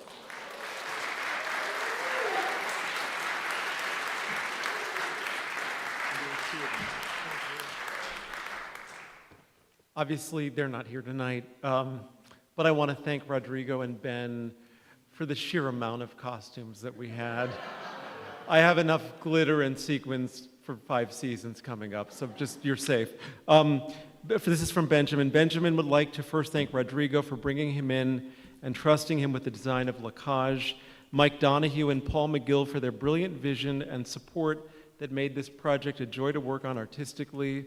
Thank you to makeup designer Kyle and wig designer Bobby Pins on their beautiful work and collaborative spirit, the incredible and generous cast, and of course everyone at BSC for their support.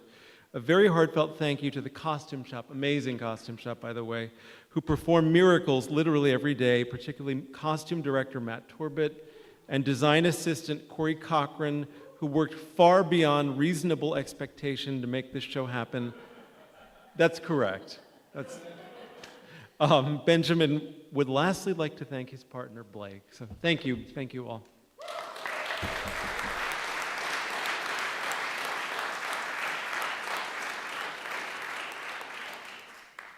Outstanding solo performance.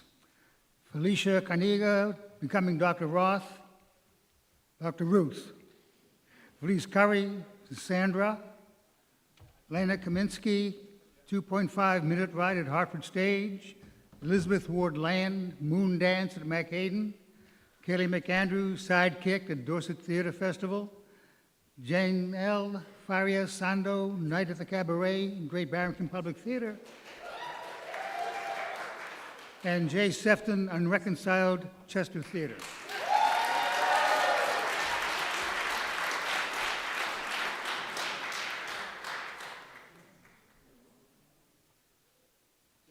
And the winner is Jay Sefton.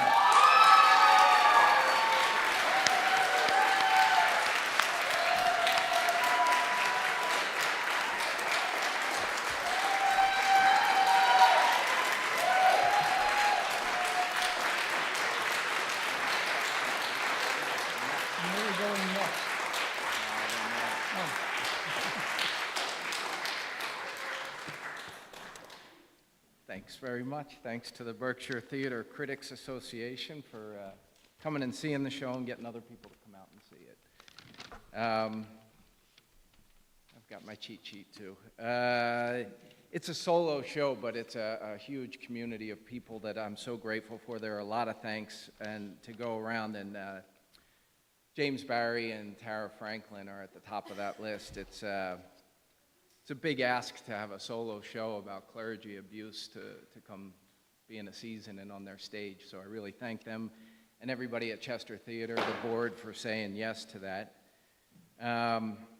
Specifically to James for his direction and artistry and just creating such a loving space to rehearse in and work in. Thank you to Len and Joyce Berkman for connecting me to James and Tara. And the amazing production team, Mark Johnson, Nick Hassong, James McNamara, Nathan Lee, Wynn McKenzie, all the interns at Chester Theater Company. I want to thank all the friends and family that listened to the many iterations of this show in my living room and then came out to see it again afterwards. Our vibrant and inspiring theater community here. There are two people that this would totally not exist without. One is Mark Basquill, who co-authored the show. He's a dream collaborator, an exquisite writer, and a really compassionate and wise human being that I'm lucky to call a friend. My beautiful and talented wife, Melanie, who encouraged me to write this, helped me shape it, and believed in it and its worth when I had doubt. Without her, I wouldn't have the courage to finish this and then get up and perform it. For all the survivors who came to see the show, some of them multiple times, bringing their family and their friends, they stayed for talkbacks, they shared their stories afterwards. I can't thank them enough for their support. This is the survivor community is not one that anyone wants to be a part of, but I have found that some of the most wonderful, strong, and beautifully dedicated people there, and I'm proud to add my voice to their ranks. So thank you so much for this.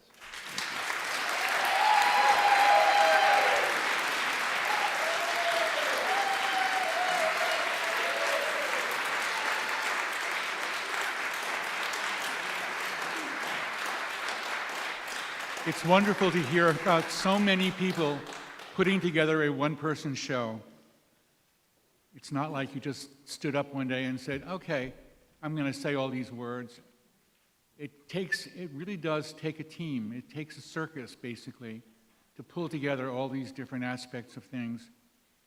And you should all know that Jay Sefton did not only do Unreconciled this summer, he did The Lady's Slipper at the Majestic Theater, and is now there playing the lead in The Moon for the Misbegotten.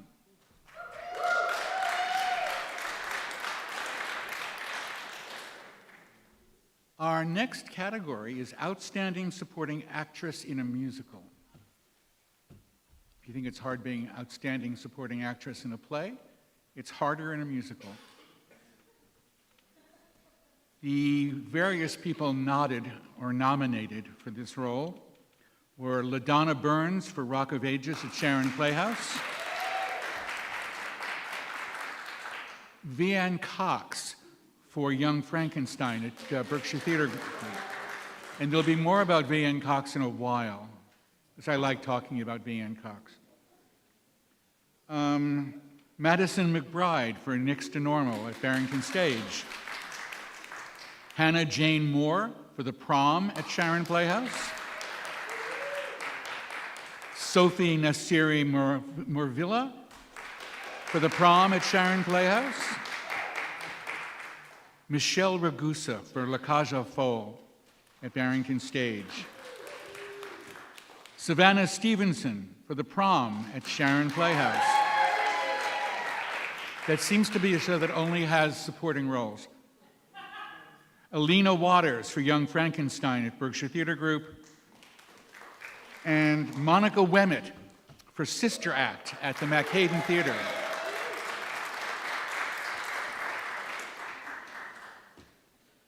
And the winner is Madison McBride for Next to Normal.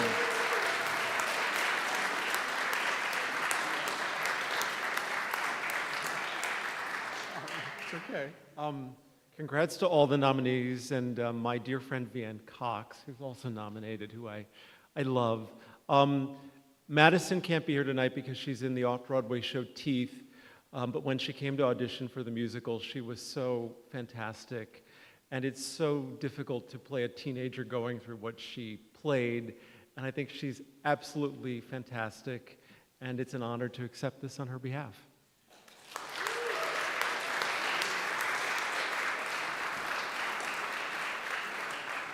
Thank you, Alan. And by the way, for those of you who may win more than 3 awards tonight, I have boxes backstage. So you can pack them in and be sure that they'll get to where they need to be safely. Barbara, would you like to present this award? This is Barbara Waldinger, everybody.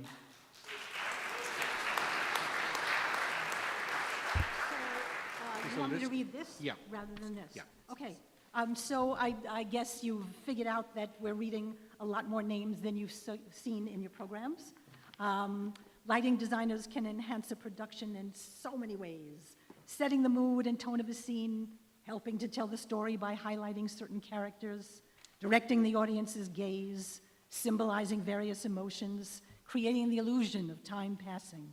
Sometimes we don't even notice lighting because it's unobtrusive, and at other times it offers us a breathtaking visual palette. Here are the nominees for Outstanding Lighting Design of a Play or Musical. Matthew Adelson, The Weir, Berkshire Theater Group. Evan Anderson, Constellations, Ankrum Center. Mike Billings, Young Frankenstein, Berkshire Theater Group. Brian Ely, Primary Trust, Barrington Stage. David Castle, Maggie May, Harbinger Theater. Andrew Gamosier, All Shook Up, McHayden Theater. Andrew Gamosier, Something Rotten, McHayden Theater. Alex Janeshill, Gounod's Faust, Berkshire Opera Festival. Haley O'Leary, The Lifespan of a Fact, Sharon Playhouse. Corey Paddock, Next to Normal, Barrington Stage. Daniel D. Rist, The Play That Goes Wrong, Majestic Theater. John Soule and John Soule for The Glass Menagerie at Bridge Street and for Griswold at Bridge Street. Robert Wierzels, A Tender Thing at Barrington Stage. And the Berkey Award goes to John Soule, The Glass Menagerie.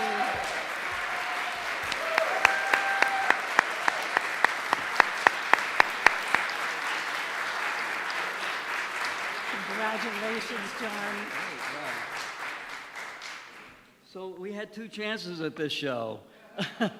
Last year we did it, and the 2 last shows had to be canceled. They were sold out, but we had a COVID outbreak, and so it was so successful we decided to bring it back. So this is the second chance. I think I got the nomination for the second chance, so I had I had a good way to do it. This is a beautiful production, and I'm just so grateful. One of the things I have to share is that some of the lights we use in the theater are lights that we brought from LA, San Francisco, and New York City to Catskill. Some of them are from 1986. We have Licos and we have Fresnels that are very, very old, but we keep our costs down by using them, and they work pretty well, I guess. So thank you very, very much.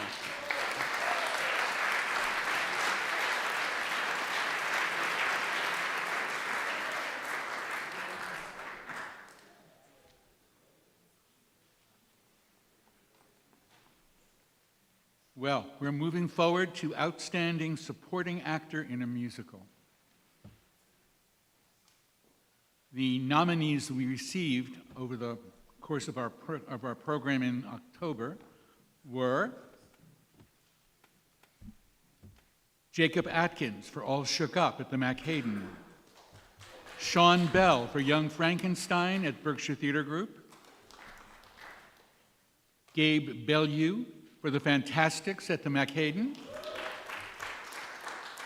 Adante Carter for Next to Normal, Danny Drews for The Prom at Sharon Playhouse, David Gerard for Beautiful at The Rep, Xander James for Something Rotten at the McHayden, Colby Jenkins for Rock of Ages at the Sharon Playhouse. Now this one you're going to have to forgive me on. Jake Koch or Jake Cook for Something Rotten in the McHayden Theater. I keep hearing that last name pronounced different ways. Taylor Holt Michael for Beautiful at the Rep. James Romney for Young Frankenstein at the Berkshire Theater Group. Dick Terhune for Rock of Ages at the Sharon Playhouse. Anthony Velez for Rent at the Macadam. And Kevin Weldon for Something Rotten.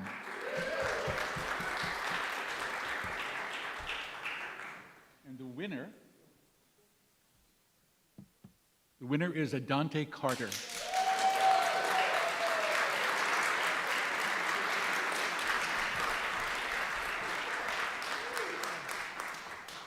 Dante has sent some lovely notes here.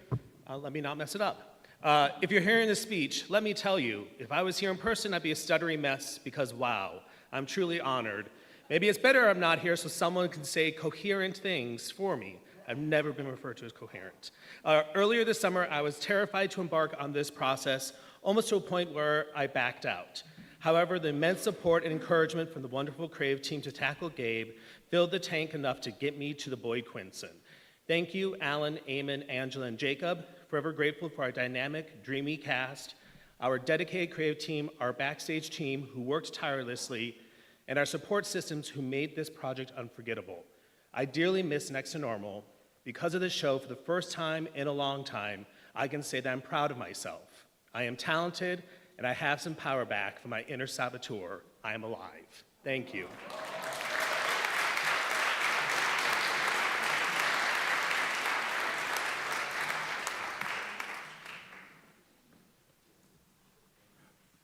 Moving forward to a crowded category, Outstanding Director of a Play. Now, a play is not a musical, although a play can have music in it, sometimes a song or two. But in this case, the people nominated by our 31 critics are Kate Amory for The Comedy of Errors at Shakespeare and Company, James Barry for Unreconciled at Chester Theatre, Melia Ben-Susan for All My Sons at Hartford Stage, Julianne Boyd for Boeing Boeing at Barrington Stage Company, Judy Braha companioned with Ryan Winkles for Dog People at Great Barrington Public Theater, and Judy Braha alone for Flight of the Monarch at Shakespeare and Company. Jennifer Chang for Primary Trust at Barrington Stage. Ed Dignam for All My Sons at the Ghent Playhouse. Chris Foster for Mrs. Packard at Harbinger Theatre. Jackson Gay for Steel Magnolias at the Sharon Playhouse. Eric Hill for The Weir at Berkshire Theatre Group. Michelle Joyner for True Art at Dorset Theatre Festival. Jean Kesta for The Cemetery Club at Pauline Productions. Ron Lagomarsino for Forgiveness at Barrington Stage Company. Reggie Life for The Islanders at Shakespeare and Company. Jeffrey Mousseau for Constellations at the Ankrum Center for the Arts. Stephen Patterson for The Glass Menagerie at Bridge Street Theatre. The seemingly ever-present Alan Paul for A Tender Thing at Barrington Stage Company. Matthew Penn for Survival of the Unfit at Great Barrington Public Theatre. Stephen Pettit for The Play That Goes Wrong at the Majestic Theatre. Teresa Rebeck for The Beauty Queen of Leenane at Dorset Theatre Festival. John Soule for Uncle Vanya at Bridge Street Theatre. James Warwick for Big Big Sky at Chester Theatre.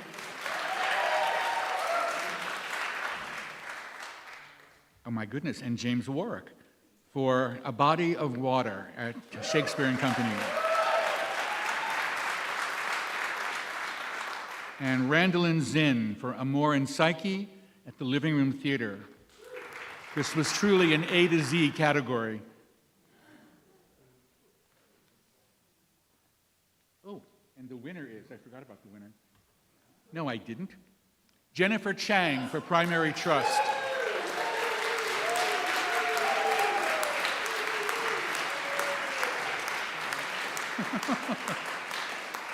I'm happy to accept this on behalf of Jennifer.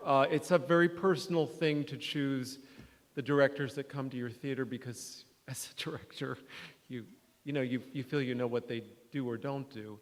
And I had gotten to know Jennifer's work off-Broadway, and I fell in love with the play Primary Trust when I saw it off-Broadway a year and a half ago, and it was beautifully directed by Knut Adams.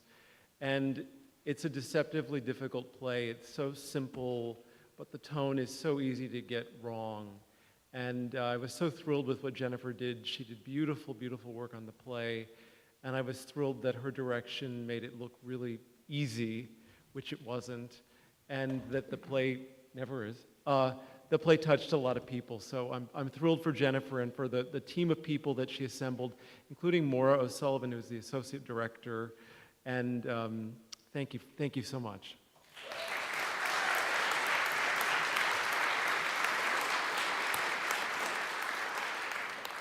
We don't usually do commercials, but I'm about to do one.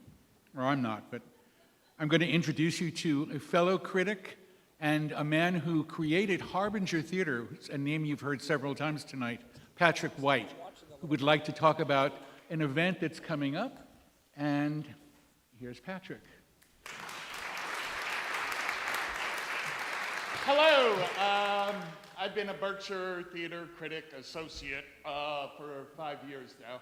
Thank you to Peter for indulging me, and thank you to you for indulging me and making your evening just a little bit longer.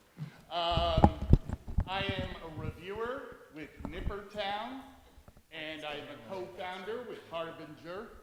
And my partner and I go to see about, well, last year we saw 310 plays. And I was trying to think, how can I get more theater in my life? So I invited the 100 theaters in the capital region to come together on one Saturday morning in January to talk about creating a theater festival. And about 50 showed up. And we threw around ideas and everything. And I was like, oh, this is so exciting. Yes, yes, yes, yes. And I was really hoping that someone would raise their hand and go, I want to do that. Yes, let me take it. But no. They said, this sounds like you. And so for 20 years, I felt like we needed a celebration of the theater arts in the capital region. We have 100 companies, and I just felt like this was something that needed doing, and nobody told me, that's a silly idea. Everyone responded with enthusiasm. We just recently, 2 weeks ago, sold out Cahoe's Music Hall for a benefit. We called it a cast party to raise funds for the theater festival. And it was hugely successful, and many of the groups here donated tickets to our raffle. We had over 35 theater companies donated tickets. We raised a bunch of money, and a bunch of theater fanatics won tickets to your theaters. So hopefully you'll be seeing new patrons soon. We have the festival planned. It's June 12th through June 15th. It's going to take place right now at 7 scheduled venues throughout the capital region. It's going to be everywhere from Fort Salem to Sand Lake Center of the Arts in Averill Park. It includes the Schenectady Light Opera Company. It includes the Rep. It includes Russell Sage College, where Theater Institute at Sage performs. And then Sunday, it's going to culminate in a full day of 20 events at the UAlbany Campus Center. And how Can you help us? Well, if you have any ideas, I'd love to hear them. This is my first time doing this. We are registered 501c3. I know I spoke to John Saunders when I was getting this together, and he gave me a pair of season passes to his theater. But he said, you know what I'd love to see? He said, I'd love to get together with other artistic directors and have a round table, because I never see them. So if you're interested in that, I'd love to have you. We're going to have 50 events over 7 different venues from June 12th through June 15th, because we think the Capital Region is a great place to love theater your whole life long. Thank you.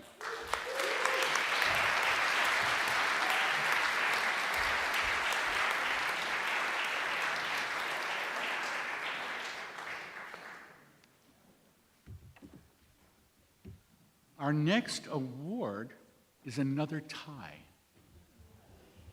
Sometimes I get tired of saying that. Sometimes I'm thrilled.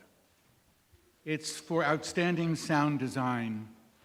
I am a former sound designer, so I take this particular award very personally. I have very strong feelings about sound in theaters. I know what I like, I know when it works, and I know when it doesn't work for me, and I'm pretty sure it doesn't work for a lot of the other people in the audience for pretty much the same reasons. But we have a long list of nominees from our various critics. They include Brendan Doyle for Constellations at the Ankrum Center for the Arts, and a man named Brendan F. Doyle for the Islanders at Shakespeare and Company. I bet they're the same guy.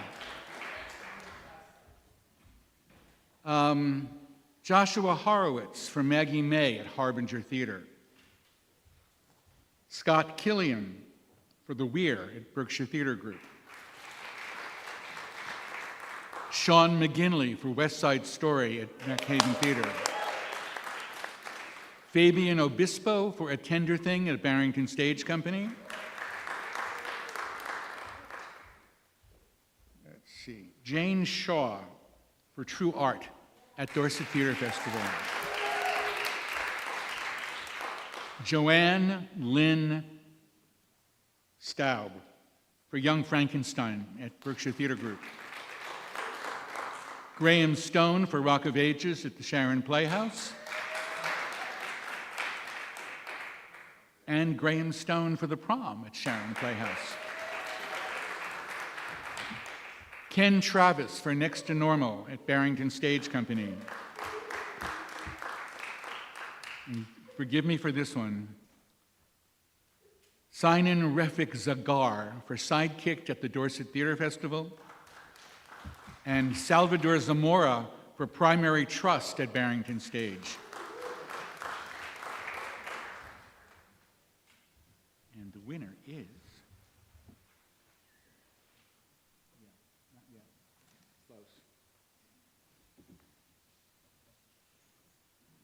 The winner is, for the first award, Sean McGinley. West Side Story at the Mac Hayden Theater. And look, here comes John Saunders again. Thank you. Wow, thank you. I'll tell you, I didn't ever think we'd win a sound award. Sound is one of our biggest challenges at the theater. We're in the round, there's holes in the walls, it's great, but Sean McGinley has taken us, over the last several seasons, has taken us to new heights with our sound. He's so, so good. He never stops working. That's why he's not here tonight, but I know he thanks all of you. He's a huge part of our team at the MAC, and don't anybody even attempt to hire or poach him from me. He is the absolute best. Thank you, everyone. This is fantastic.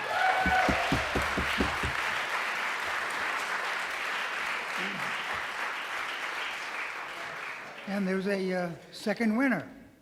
And this is for Joanna Lynn Staub, Young Frankenstein at BTG.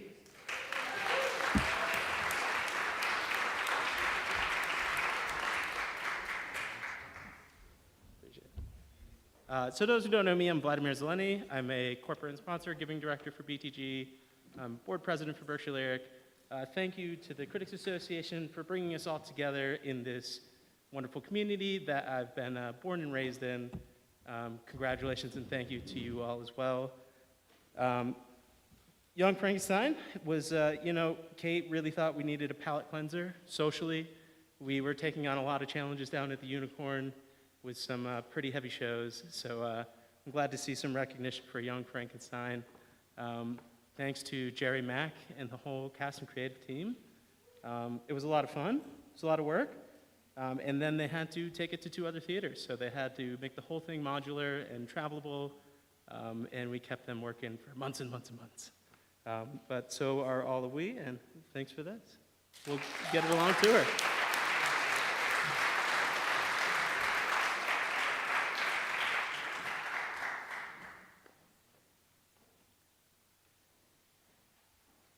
We are coming close to our intermission, but first we have some very important awards. Outstanding lead actor, outstanding lead actress in a musical. We have Bella Babcock in The Fantastics at the Mac-Hayden. Kate Baldwin in The Prom at Sharon Playhouse. You may remember I mentioned this earlier. Vianne Cox in Young Frankenstein at Berkshire Theater Group. 2 nominations in 2 different categories for the same role. And I love Vianne Cox. My eyes are blocking up. Paula Gautier for West Side Story at the Mac-Hayden. Raquel Gonzalez for Gounod's Faust at Berkshire Opera Festival. Natalie Joy Johnson for Next to Normal. And Madison Stratton for Something Rotten at the Mac-Hayden. Do you want to give this? Sorry about that. Anyway, the winner is, in spite of being out of order, Natalie Joy Johnson.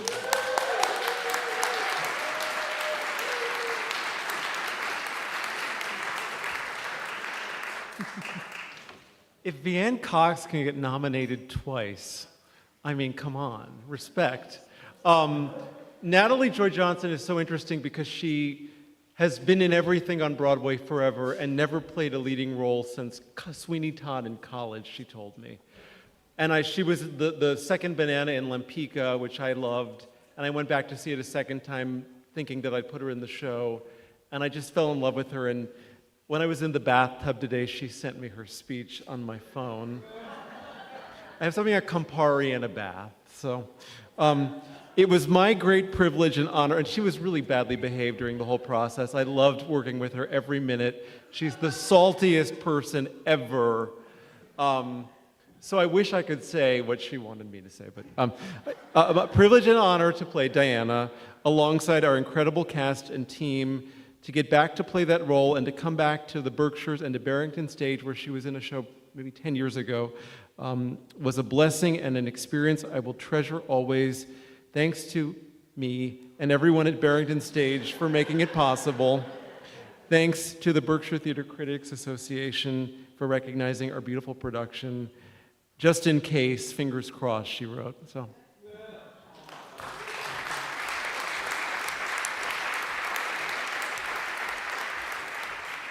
The man in the photograph with her that you just saw was Alan H. Green, who has been a stalwart of Barrington Stage Company for the last several years and a brilliant, brilliant musical theater actor. Oh, and we're up to lead actor in a musical, and he's nominated. The other nominees are James Alexander for School of Rock at the Schenectady Light Opera Company,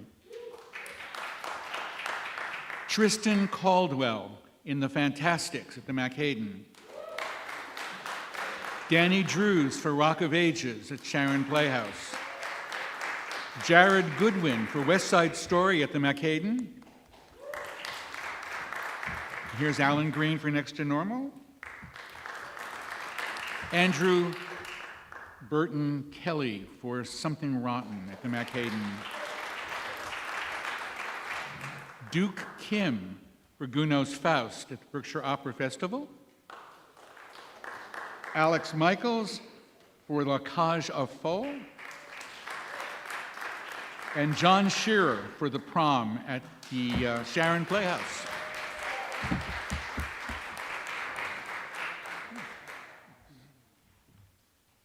Aha. And the winner is, he said silently, Alex Michaels.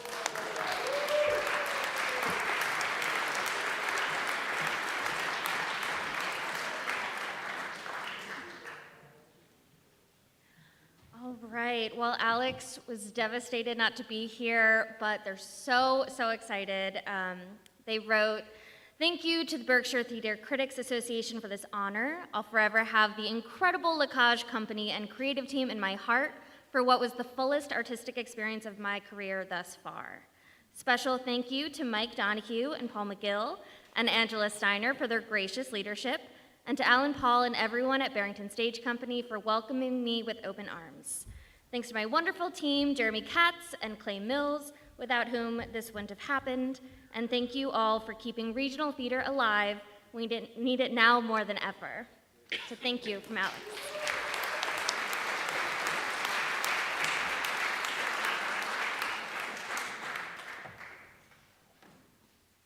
Our next award is for Outstanding Ensemble Performance. This has been a tricky category for us for 8 years. Understanding what the word ensemble means. It doesn't necessarily mean just the chorus in a musical, who are sometimes referred to as the ensemble. It means all of the players in a particular piece, doing what they can do in single roles, in multiple roles, crossing over genders, crossing over identities quickly and necessarily. So, the nominees for Outstanding Ensemble Performance are All My Sons at Hartford Stage, The Beauty Queen of Leenane at Dorset Theatre Festival, Boeing Boeing at Barrington Stage, Chip and Gus at Bridge Street Theatre, which was a two-person ensemble, The Comedy of Errors at Shakespeare and Company, The Fantastics at the McHayden, Forgiveness at Barrington Stage Company, Griswold at Bridge Street Theatre, The Hot Wing King at Hartford Stage, Next to Normal at Barrington Stage Company, Primary Trust at Barrington Stage Company, Something Rotten at the McHayden, the 10 by 10 New Play Festival at Barrington Stage Company, they won last year, Uncle Vanya at Bridge Street Theatre, The Weir at Berkshire Theatre Group, and You're a Good Man, Charlie Brown at the Sharon Playhouse.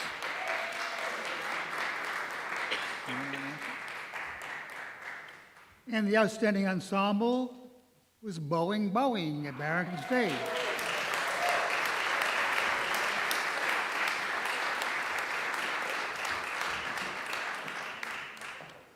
And it's Deborah Jo Rupp. Yes. Thank you so much. Thank you to the Berkshire Theater Critics Association. This, I wanted this tonight, not gonna lie. You know, everybody here knows when you work on a project, especially in theater, I have found, you create a family. And it's, 2 weeks or 4 weeks, but you really do create a family. And when you have to say goodbye, when it's closing night, you're saying goodbye to your family. So to get an award for creating this family and having such a wonderful time. We had such a great time doing this show. We were old people. People cried. Mark Dole thought he wasn't funny. Kate, the German, cried in rehearsal. I mean, it was just a something. I threw out my shoulder with the door. You know, we were truly, truly a family. Thank you so much for this. I'm so happy that I get to share this with my family. Thank you.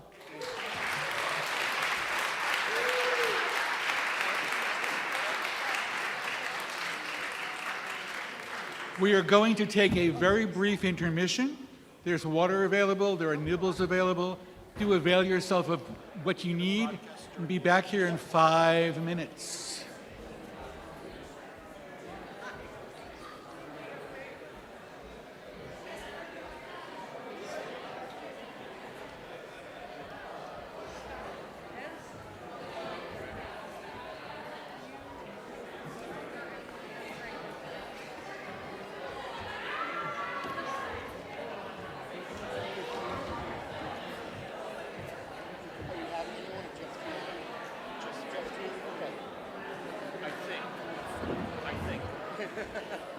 I'm ready. Okay, we're taking a brief intermission from the Berkshire Theatre Critics Berkey Awards.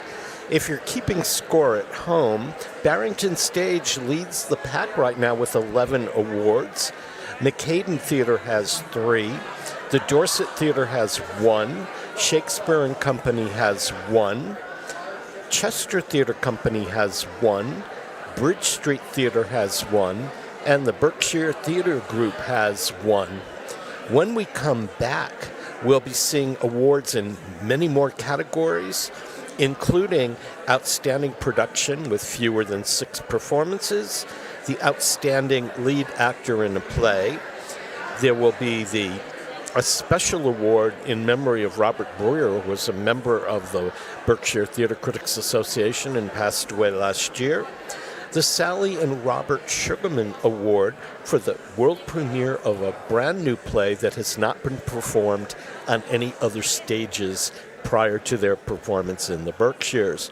There'll be the Outstanding Lead Actress in a Play, and the Larry Murray Award for Community Outreach and Support Through Theater, which is maybe the major award that they have every year here at the Berkshire Theatre Critics Award.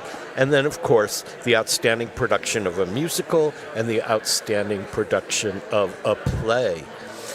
We are coming to you courtesy of Westfield Community Programming, who is here and broadcasting tonight's performance live on westfieldtv.org. And in addition, Westfield Community Programming and 89.5 FM, Agawam Media, and Southwood Community Programming Television bring us a lot of programming from 6 to 10 a.m. Monday through Sunday on this little network. Special thanks to Peter Coles and Ken Stomsky. Peter Coles is our producer of all of our programming. Ken Stomsky hosts Ken's Den on Westfield Community Programming. And we have 3 students working on our crew tonight from Westfield Technical Academy, where our home studio, Studio 120, is located.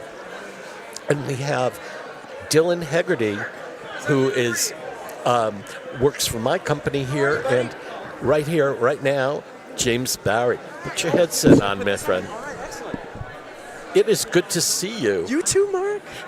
James pleasure. and Tara are Tara Franklin and James Barry are the co-artistic directors of Chester Theatre, which just won an award for Unreconciled. That's so cool. Yeah, I'm so proud of Jay. We're so blessed to have been able to give that show a home.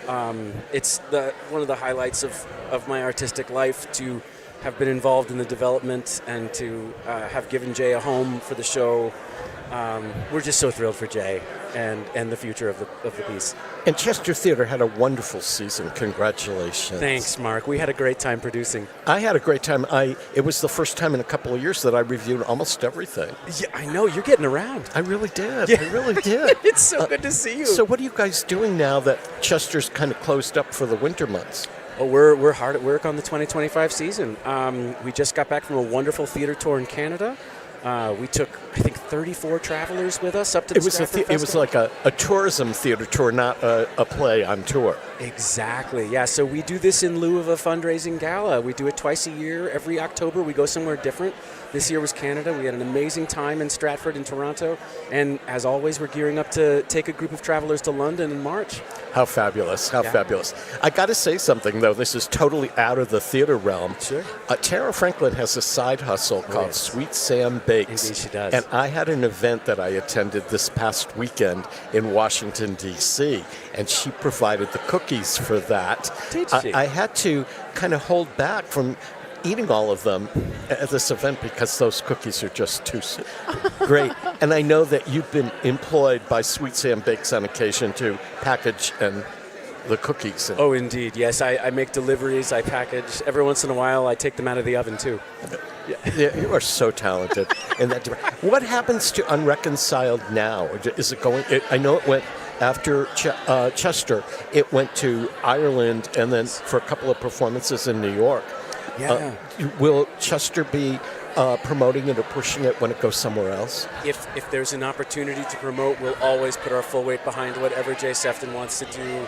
He's one of our favorite artists. The show is extraordinary. We believe in him. We believe in the show, and we're rooting for it all the way.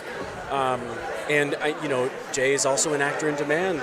As you know, he's in Moon for the Misbegotten right now at the Majestic, and who knows what else is coming down the pike for him. But if we ever have an opportunity to promote or spread the good word about Unreconciled, we always will. Yeah, and he did a marvelous performance in A Moon for the Misbegotten. Can't wait to see it. I'll be there later in the month.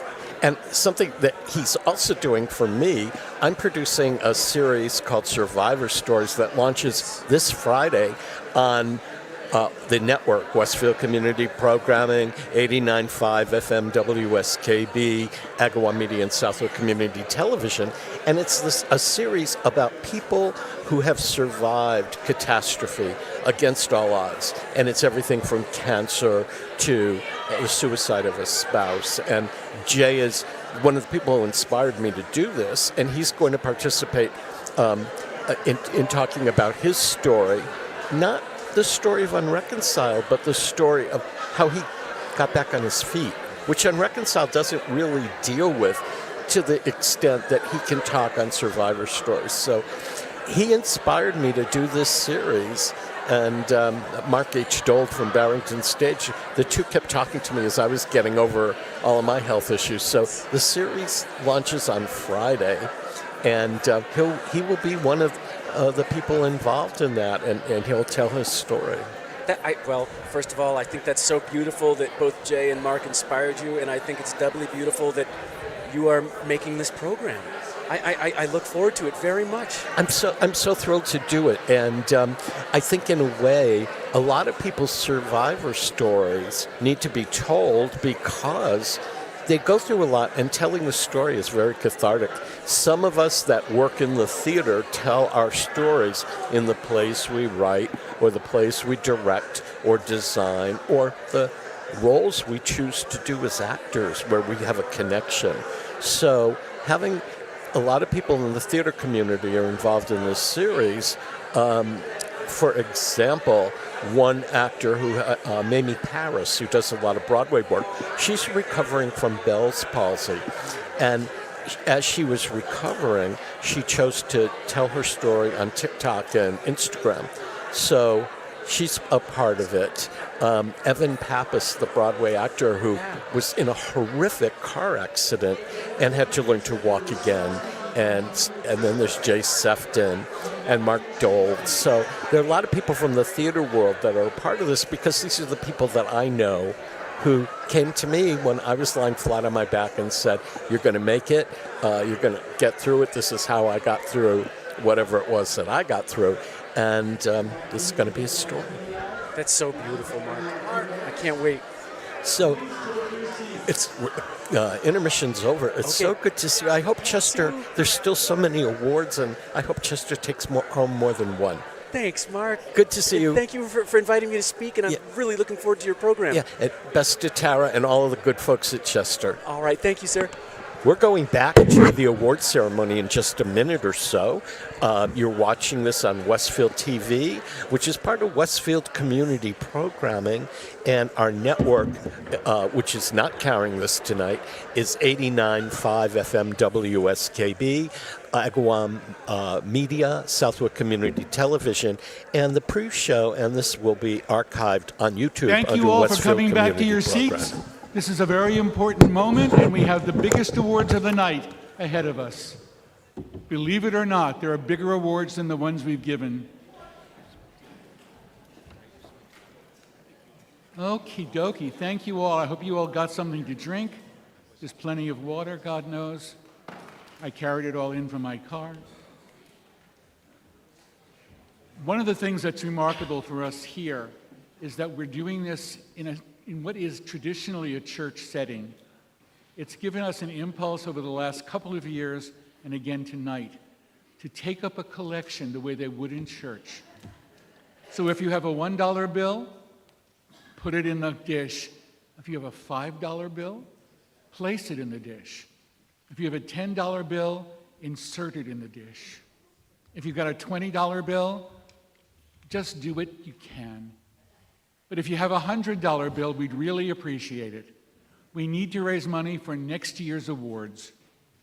You were very helpful to us the last 2 years, and we've been able to get through this without having to do a major fundraising attempt. Our board is very, very helpful. Our voting critics are very helpful. They contribute an amount of money which is not inconsiderable, but is not small. It requires $25 to be able to vote on the final ballot. So if you would like to be a critic and vote on the final ballot next year, just let us know. So, Barbara and Paula, I think, are going to pass the plates, and while they're doing that, I will talk to you about what's coming. We've got a special award tonight, something we do not do very often. We've only done one before that, and that was for Charlie Siedenberg from Barrington Stage Company a couple of years ago, whose work with the critics has been unbelievably helpful. He sends us copies of the scripts. He sends us photos in time. He sends us everything we need. He gets us the best seats in the house. Sorry to the patrons who buy tickets, but we deserve them one night each show. And Charlie makes sure that it's possible. Other theaters accommodate us as best they can, but sometimes we end up sitting in places that nobody should be asked to sit in. Luckily, we can still see and hear the shows. But the nice thing about the special award tonight is that it is a tribute to my recently deceased husband, who you have probably seen over here handing out the awards to us. He was here last year for the last time, and he died on April 1st. He's the kind of stage manager, which is what he was for so many years, who would not die at an important moment. He waited until the Monday after Easter. He was not about to let Easter go by without being celebrated in some way, and I admire him greatly for that. You'll hear a little bit more about him when we get to the special award. We'll also be doing an award, and next one up actually, for outstanding production with fewer than 6 performances. We will be going on to the outstanding actor in a play. We've done the actress, now we'll do the actor. And then the 2 final awards, which are the biggest, and I'll talk to you about those when we get to them. They're very special. They're also a little difficult for the voters. I'm going to put my stick away now. You've all sat down, and I'm grateful. Outstanding production with fewer than 6 performances. It's a difficult category because there are very few shows that have fewer than 6 performances. This year, only 2 were nominated, and they were both on the ballots. First was Gounod's Faust, directed by Jonathan Loy for the Berkshire Opera Festival.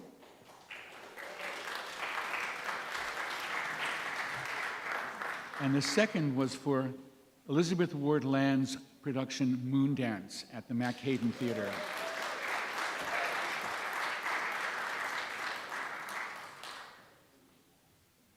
And the award, unsurprisingly, goes to Gounod's Faust, Berkshire Opera Festival.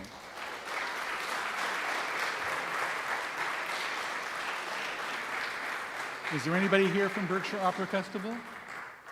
Oh, somebody's coming up the stairs or up the ramp. Hi, you are? I'm Kira.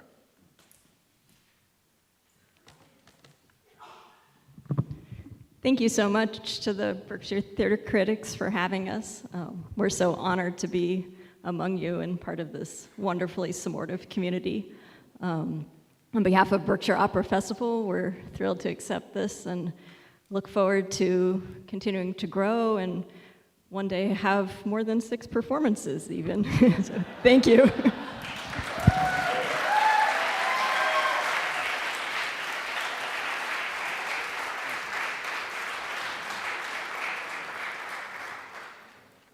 Okay, only our second special award. This is to honor the memory of Robert Brewer, who was secretary of the board from the beginning and was my husband for 49 years.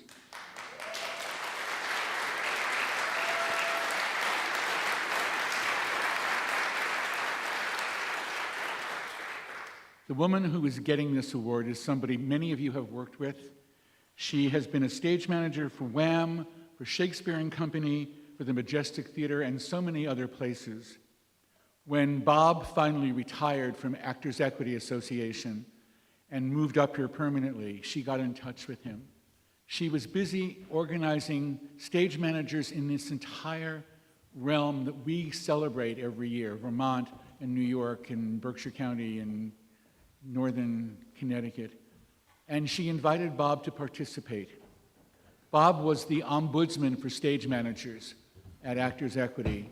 He was also the chief negotiator for 9 major contracts, including the production contract and the contracts that affect most of our theaters in this district. He had been a stage manager here in 1980-81 at the Berkshire Theater Festival. You'll see a photograph of him in just a minute or two. But Hope Rose Kelly, who was our nominee and our awardee, is very special. She does what a stage manager does beautifully. She does it perfectly. There is never a cue out of place, never a lighting change missed, never anything on the stage that isn't perfect when she runs a show. She nominated Bob for a special award last year, and the week before our awards here, we went to New York where he received this award from the Stage Managers Association.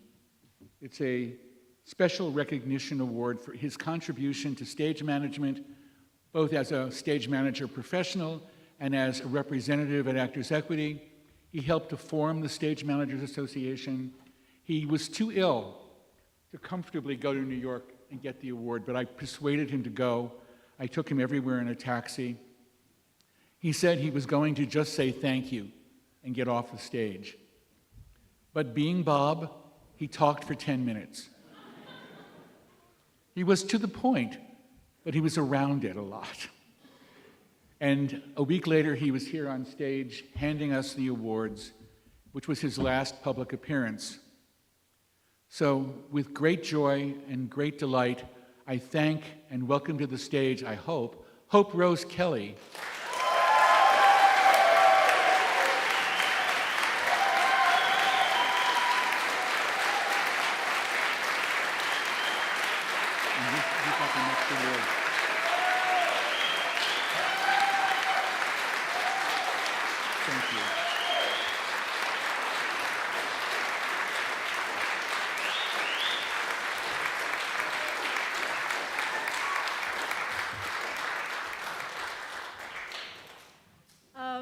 Anyone who has ever stage managed or is a stage manager right now, please stand up.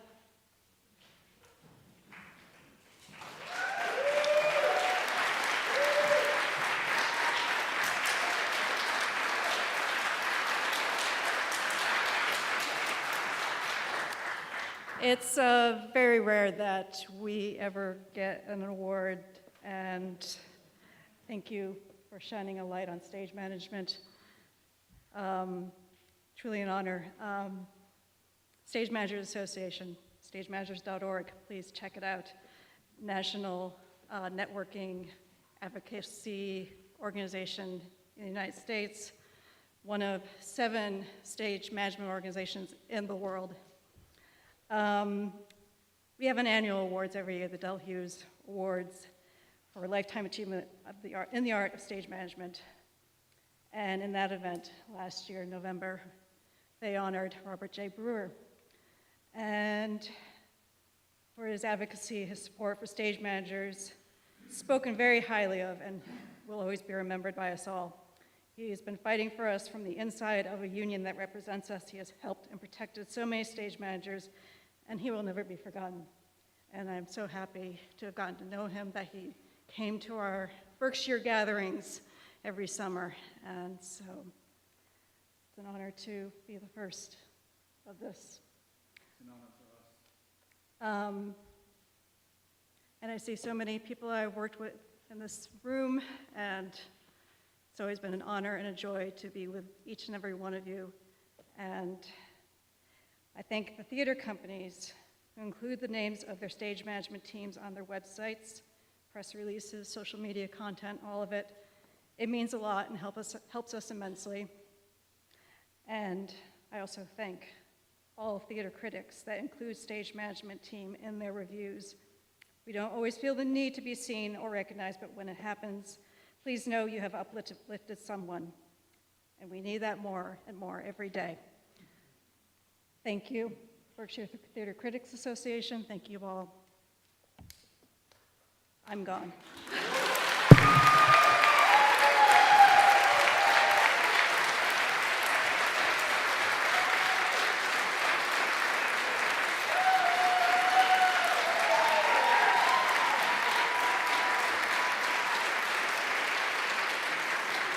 I should explain the photographs behind me. Hope Rose clearly is on your left. In the middle are 2 shows she did this season. On the bottom is The Play That Goes Wrong at the Majestic Theater, a perfectly called show, an extremely difficult show for those of you who don't know it. You should see it. You should be in it, but get insurance, because you may need it. The show above is Galileo's Daughter, which has been at Shakespeare and Company just recently. The picture on the right is 2 other stage managers who have nothing to do really with Hope Rose, except that the man all the way on the right is Robert Brewer at the Berkshire Theater Festival in 1980, and his assistant stage manager, Laura Dubuis. I couldn't resist putting them in.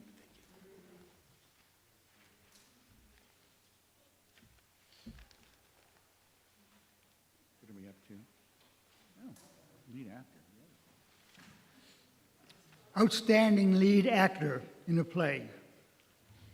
I'm sorry. Yes. John Bridges, The Weir at Berkshire Theater Group. You can do that. Alan Burrows, Flight of the Monarch, Shakespeare and Company.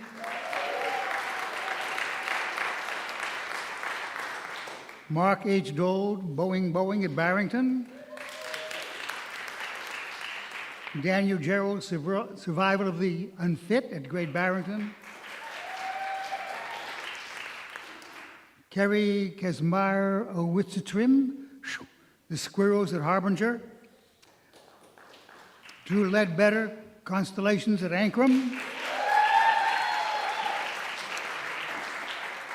Brett Mack, The Glass Menagerie, Bridge Street. Robert G. McKay, Abe Lincoln No. 3 in Abe Lincoln in Illinois at Berkshire Theater Group. Kevin O'Rourke, A Body of Water, Shakespeare and Company. Kevin O'Toole, The Minutes at Ankrum.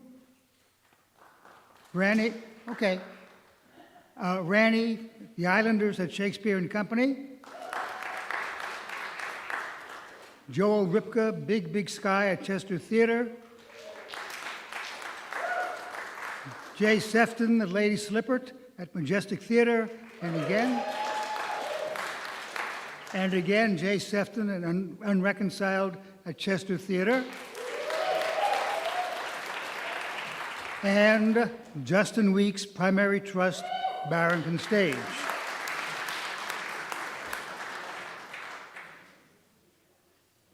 And the outstanding actor is Justin Weeks.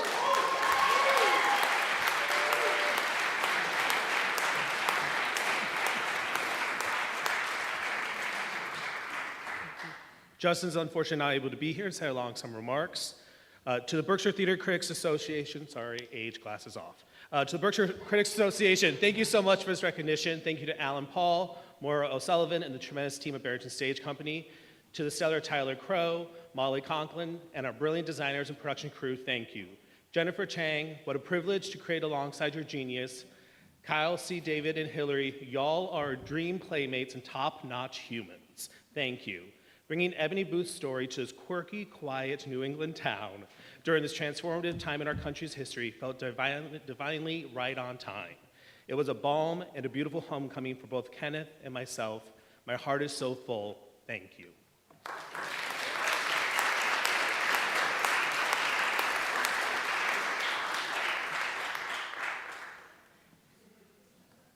Sorry about that.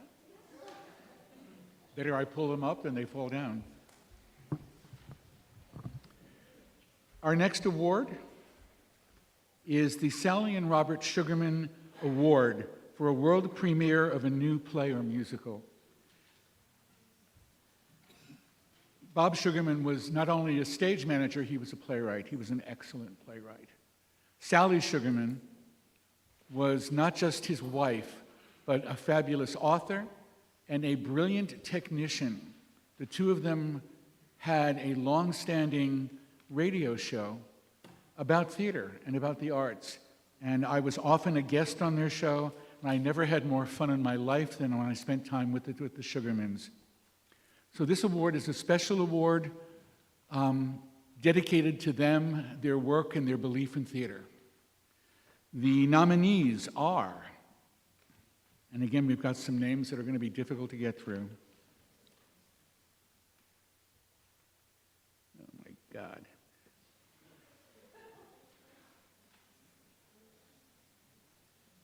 Anita Abdemejad for Three Tall Persian Women at Shakespeare and Company. John Allen and Christopher Patrick Mullen for Chip and Gus at Bridge Street Theater. Carrie Krim for The Islanders at Shakespeare and Company. Danny Eaton for The Lady Slipper at the Majestic Theater. James Frangione for Flight of the Monarch.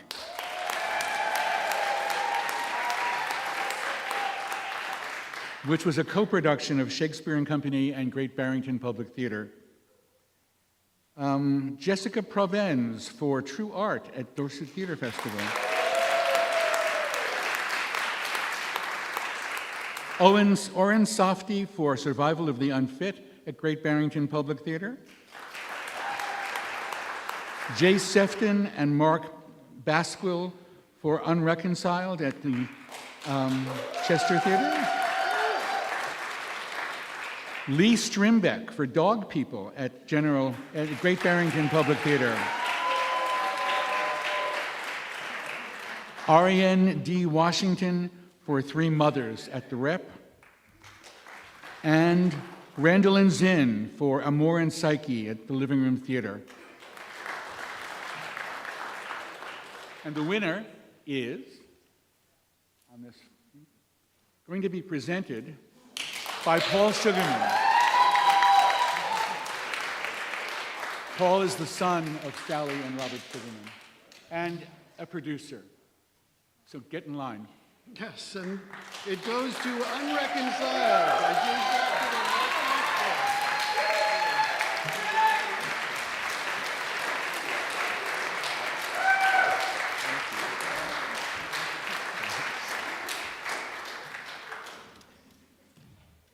if I'd have known, I would have cut that speech in two. And this is amazing.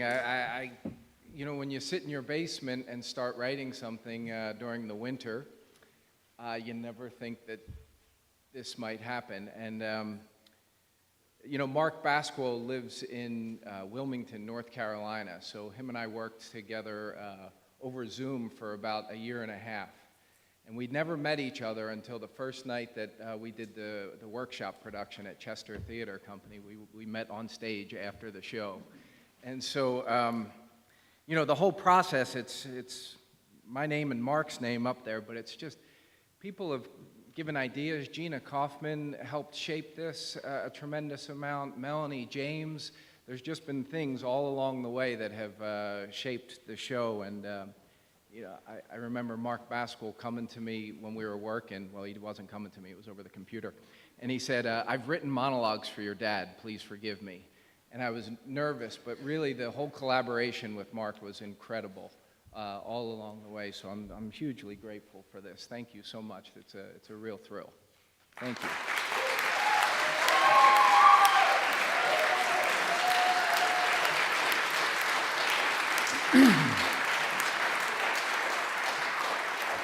And this is Paula. This is Paula. Paula. Oh, this is Paula. Yeah. Paula, come on up and present an award. Just remember Paula? So just hand a little. Okay. Remember, I played the part of Kate, which you didn't nominate, but I really didn't know my name would be up there. Anyway, okay. So it is kind of a thrill to present an award. I mean, you know, when you grow up, you dream of getting them, but I never dreamed of giving them. That's kind of cool, too. Okay, so for Outstanding Lead Actress in a Play, we have Jane Atkinson, True Art, at Dorset Theater Festival, which I feel bad that I missed. Okay. Candy Buckley, A Tender Thing, Barrington Stage Company. Kathleen Carey, Mr. Packard, Harbinger Theater. Carol Charnica, August Osage County, Schenectady Civic Players. Xingrong Chen, Amor and Psyche, the Living Room Theater.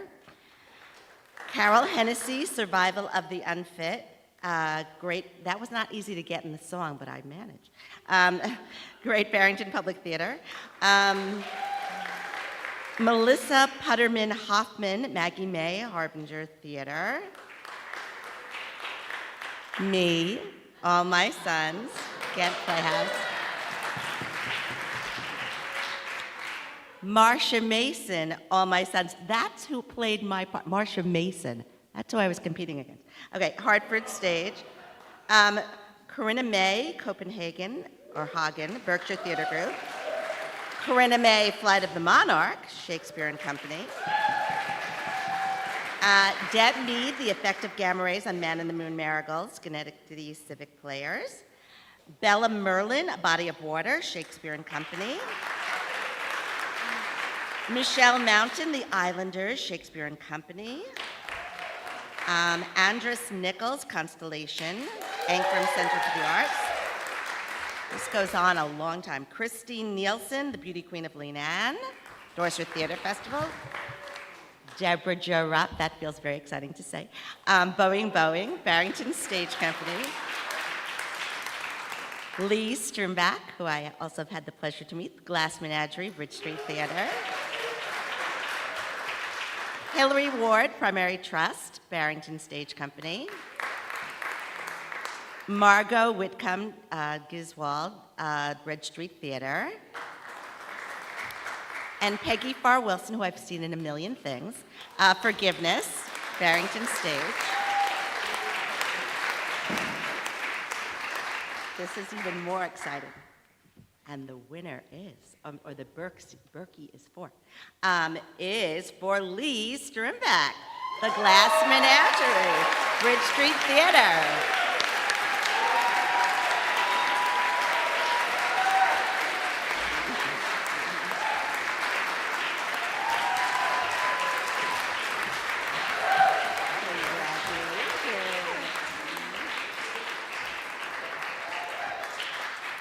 Given the pool of people I was nominated with, I did not expect this at all. Thank you very much to the Berkshire Critics Association, and thank you to this absolutely wonderful theater community that I'm so happy to be a part of. I moved here 28 years ago, and it takes a while to find an artistic home, and I feel so grateful that Bridge Street Theater brought me under the tent. This was my 3rd show with them. The second run of Glass Menagerie was actually my 4th show with them. And Great Barrington Public Theater is also another one of the tents I play in, and I'm so grateful for that. And this production was just one of those dream productions with the cast and the design and the way it all came together, and how I got to play Amanda for a second time in my life. Before I had children, and then I played her after I had children, and man, I understood her a lot better the second time. So thank you very much.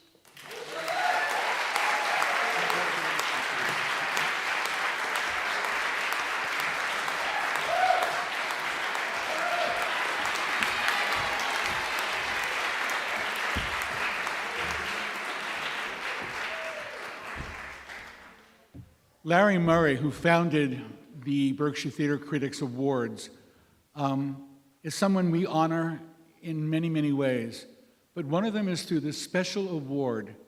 We take a lot of nominations for this award, but it is not voted on by any other people than the board of the organization. We discuss the reasons for the award nominations. We decide on what theaters or people should be given this special tribute. And it is a very special tribute. And Gloria Miller will announce the winner of this year's Larry Murray Award. I'm not Gloria Miller. But he's wearing the glasses, so can I borrow them, please? Thank you. Okay. This theater is phenomenal, Sharon Theater, in terms of the way it focuses on the community and the children of the community. And I have to say that every time we go to a show there, we see teenagers on the stage and teenagers in the audience. We see little kids on the stage and little kids in the audience. This makes our heart beat because this is the future of theater. Theater is not dead. It's just getting started.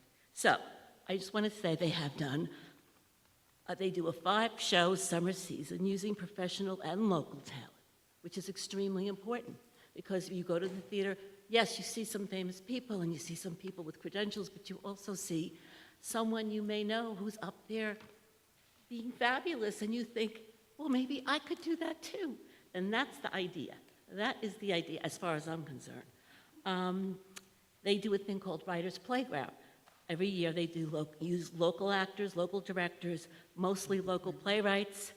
They do staged readings with equity and help. They have a huge, broad, gigantic education program. So the youth classes start from ages 2 to 14. Think about that.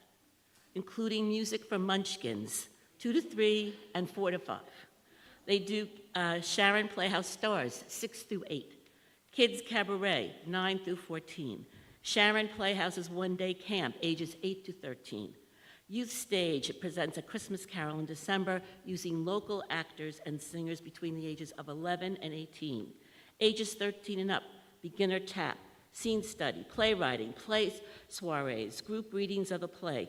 They're about to do Death of a Salesman. They have residences in Salisbury Central School, Sharon Center School, Kent Center School, Indian Mountain School, Housatonic Valley Regional High School. And they've partnered with SAGE, which is a project in Women's Support Services, and the Lakeville Journal. So I think I may have left 1 or 2 things out, I'm not sure. Oh, yes, he would like to say something. He could have the glasses. Okay. I don't need the glasses. I have worked at Sharon Playhouse a number of times, and What I have found from one administration to the next, for the most part, that they're really dedicated to making the Sharon people part of the Sharon Playhouse, not just the audience, but the folks on stage. And I think that is a vital part of our Sharon Salisbury community. So, the Larry Murray Award goes to the Sharon Playhouse.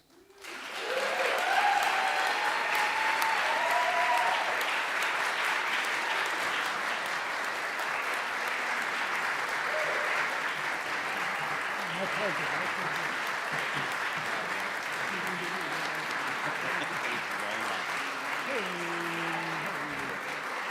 Hi, I'm Carl Andrus. I'm the artistic director of the Sharon Playhouse. This is my second year, and this is my second year with my wonderful leadership team, Rod Christensen, our managing director, and Michael Kevin Baldwin, our director of education and associate artistic director.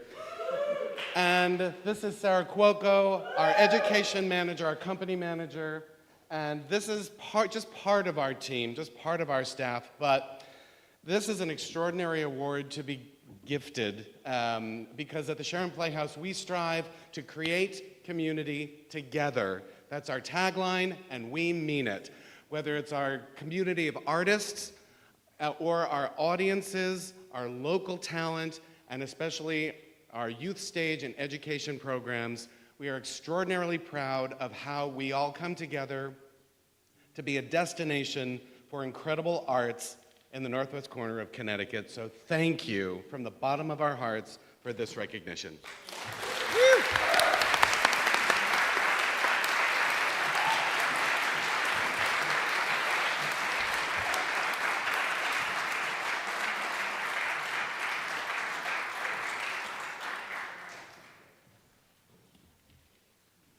Well, we're up to our last two awards. And these are difficult awards to give, but they're ones that we are grateful that we can give. These are for outstanding production of a musical and outstanding production of a play. What does that mean? Well, I'll tell you. Maybe. An outstanding production is one that you cannot ever forget. And that's because all of the elements work so very well together. The casting, the script, the physical production, the look of the piece, the movement, the choreography, whatever goes on the stage, it needs to have a sense of perfection, a sense of originality, a sense of creative invention by a director. And it becomes something that you can think about and talk about to people, and it doesn't leave you. It is an outstanding production. And to present the outstanding production of a musical, I give you Macy Levin, with whom I am no longer in complete compliance. I have had a costume change. I need my glasses. Outstanding production of a musical. Beautiful, the Carole King musical, directed by Maggie Messinelli Cahill at the Rep. The Fantastics, directed by John Saunders at McHayden. La Cage aux Folles, directed by Mike Donahue at Barrington. Legally Blonde, directed by Ashley Simone Kirchner at Cohoes. Next to Normal, directed by Alan Paul, Barrington Stage. The Prom, directed by Carl Andrus at Sharon Playhouse. Rock of Ages, directed by Hunter Foster, Sharon Playhouse. Something Rotten, directed by John Saunders at McHayden. Spring Awakening, directed by Chuck Kraus, Playhouse Stage. West Side Story, directed by Brian Knowlton at McHayden. And Young Frankenstein, directed by Jerry McIntyre at Berkshire Theater Group. And the winner is Next to Normal.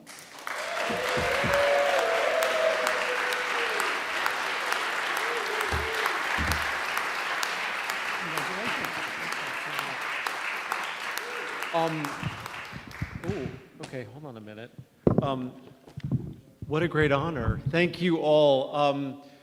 This was such a labor of love to do it because it's a musical, it's a great musical for the summer. It's about grief and mental health. What was I thinking? I have no idea. But I thought it would get young people in the room because it's got a rock score. And what I didn't think about was that everyone's family is touched by mental illness. I can't think of one person I know who hasn't had a family member or someone in their life that something traumatic has happened to. And it's about grief, and it's about the myth of an American family. And I was touched and surprised by how moved people were by the material, and that was so great. I think, though, the thing for me that is the greatest part of all this is, along with being a director, I run the theater, and you know, this is a challenging time to make theater. You're all in the room because you are a part of our community. It's difficult to fill the audience, it's difficult to attract talent, and nothing about the process is ever easy. And yet we all do it because we love it. And the fact that here we are celebrating art and beautiful things that have come out of all these theaters, and that we get to do it together, and that the audience is here, is something I don't take for granted at all, and something I am more grateful for every single moment I'm a part of this great company and this community. So bravo to all of you, and thank you for listening.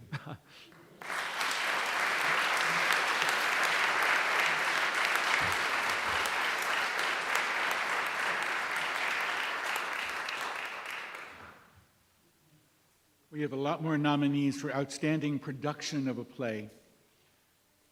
Beauty Queen of Leenane, directed by Teresa Rebeck at the Dorset Theatre Festival. A Body of Water, directed by James Warwick at Shakespeare and Company. Boeing, Boeing, directed by Julianne Boyd at Berkshire at Barrington Stage. Constellations, directed by Jeffrey Mousseau at the Ankrum Center for the Arts. Flight of the Monarch, directed by Judy Braha at Shakespeare and Company. The Glass Menagerie, directed by Stephen Patterson at Bridge Street Theatre. Griswold, directed by John Soule at Bridge Street Theatre. The Islanders, directed by Reggie Life at Shakespeare and Company. The Play That Goes Wrong, directed by Stephen Pettit at the Majestic Theatre. Primary Trust, directed by Jennifer Chang at Barrington Stage Company. Sheer Madness, directed by Bob Lorman at the Majestic Theatre. A Tender Thing, directed by Alan Paul at Barrington Stage Company. True Art, directed by Michelle Joyner at Dorset Theatre Festival.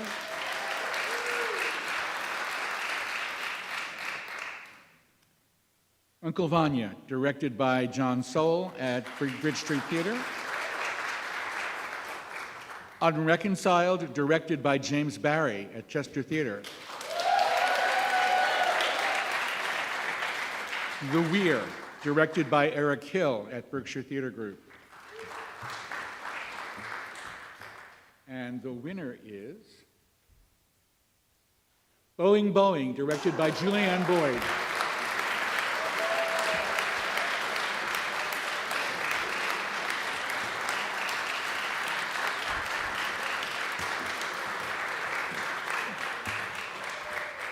I just don't want to accept this without Deborah Jo. I think we're all... Just be your shadow. Just be your shadow. Blue.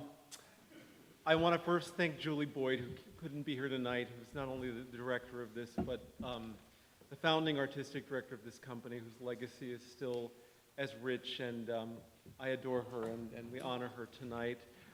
The reason that we decided to do the play was not the play itself, although I thought the play would be a lot of fun, but it was because we were looking for three great roles for three great associate artists of the theater, one being Deborah Jo, Chris Invar, and Mark Dold. And we had all different kind of plays that Julie and I were reading, and then Brandon suggested Boeing, and I called Julia and said, what about Boeing? And then she called Deborah Jo, and she said, I think she might want to do it. She might want to do it. Let's hang in there. And then Mark and Chris. And it was important to me to do it because of those relationships with the artists that really built the theater long before I was a part of it. And it just so happened that this summer we really needed a comedy. And I think we all better program some comedies next summer, too. We were desperate, yeah. Yes. But thank you all for coming and laughing, and thank you to this great lady. It's an honor to have you on our stage. Oh, my God. Thank you.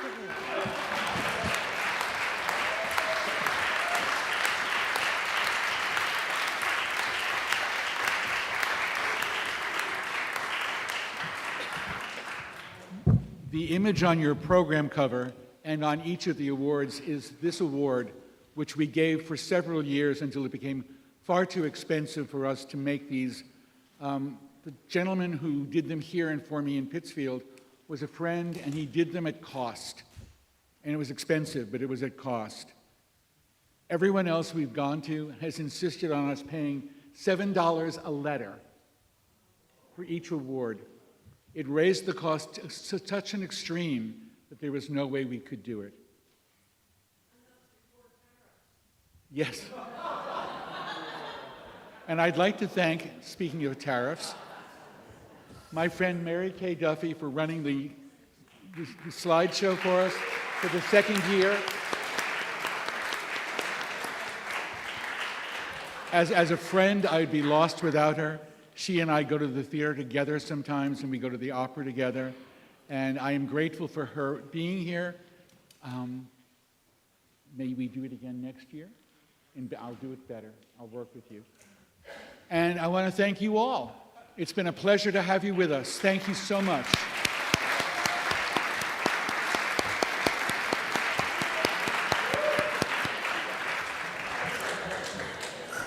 Thank you, everyone, for attending tonight's Berkshire Theater Critics Award here on Westfield Community Programming. I'm your host, Mark Auerbach. Join me on Fridays for Arts Beat on Westfield Community Programming, 89.5 FM WSKB, Agawam Media, and Southwick Community Television. Our crew this evening, whom we owe a great deal of thanks, Peter Coles, Ken Stomsky, Dylan Hegarty, Brady LePage, Mars Bowes, and Sophia Parades. We'll see you all next year at the Berkshire Theater Critics Awards, or hopefully at the theater here. Good evening. Thanks for joining us.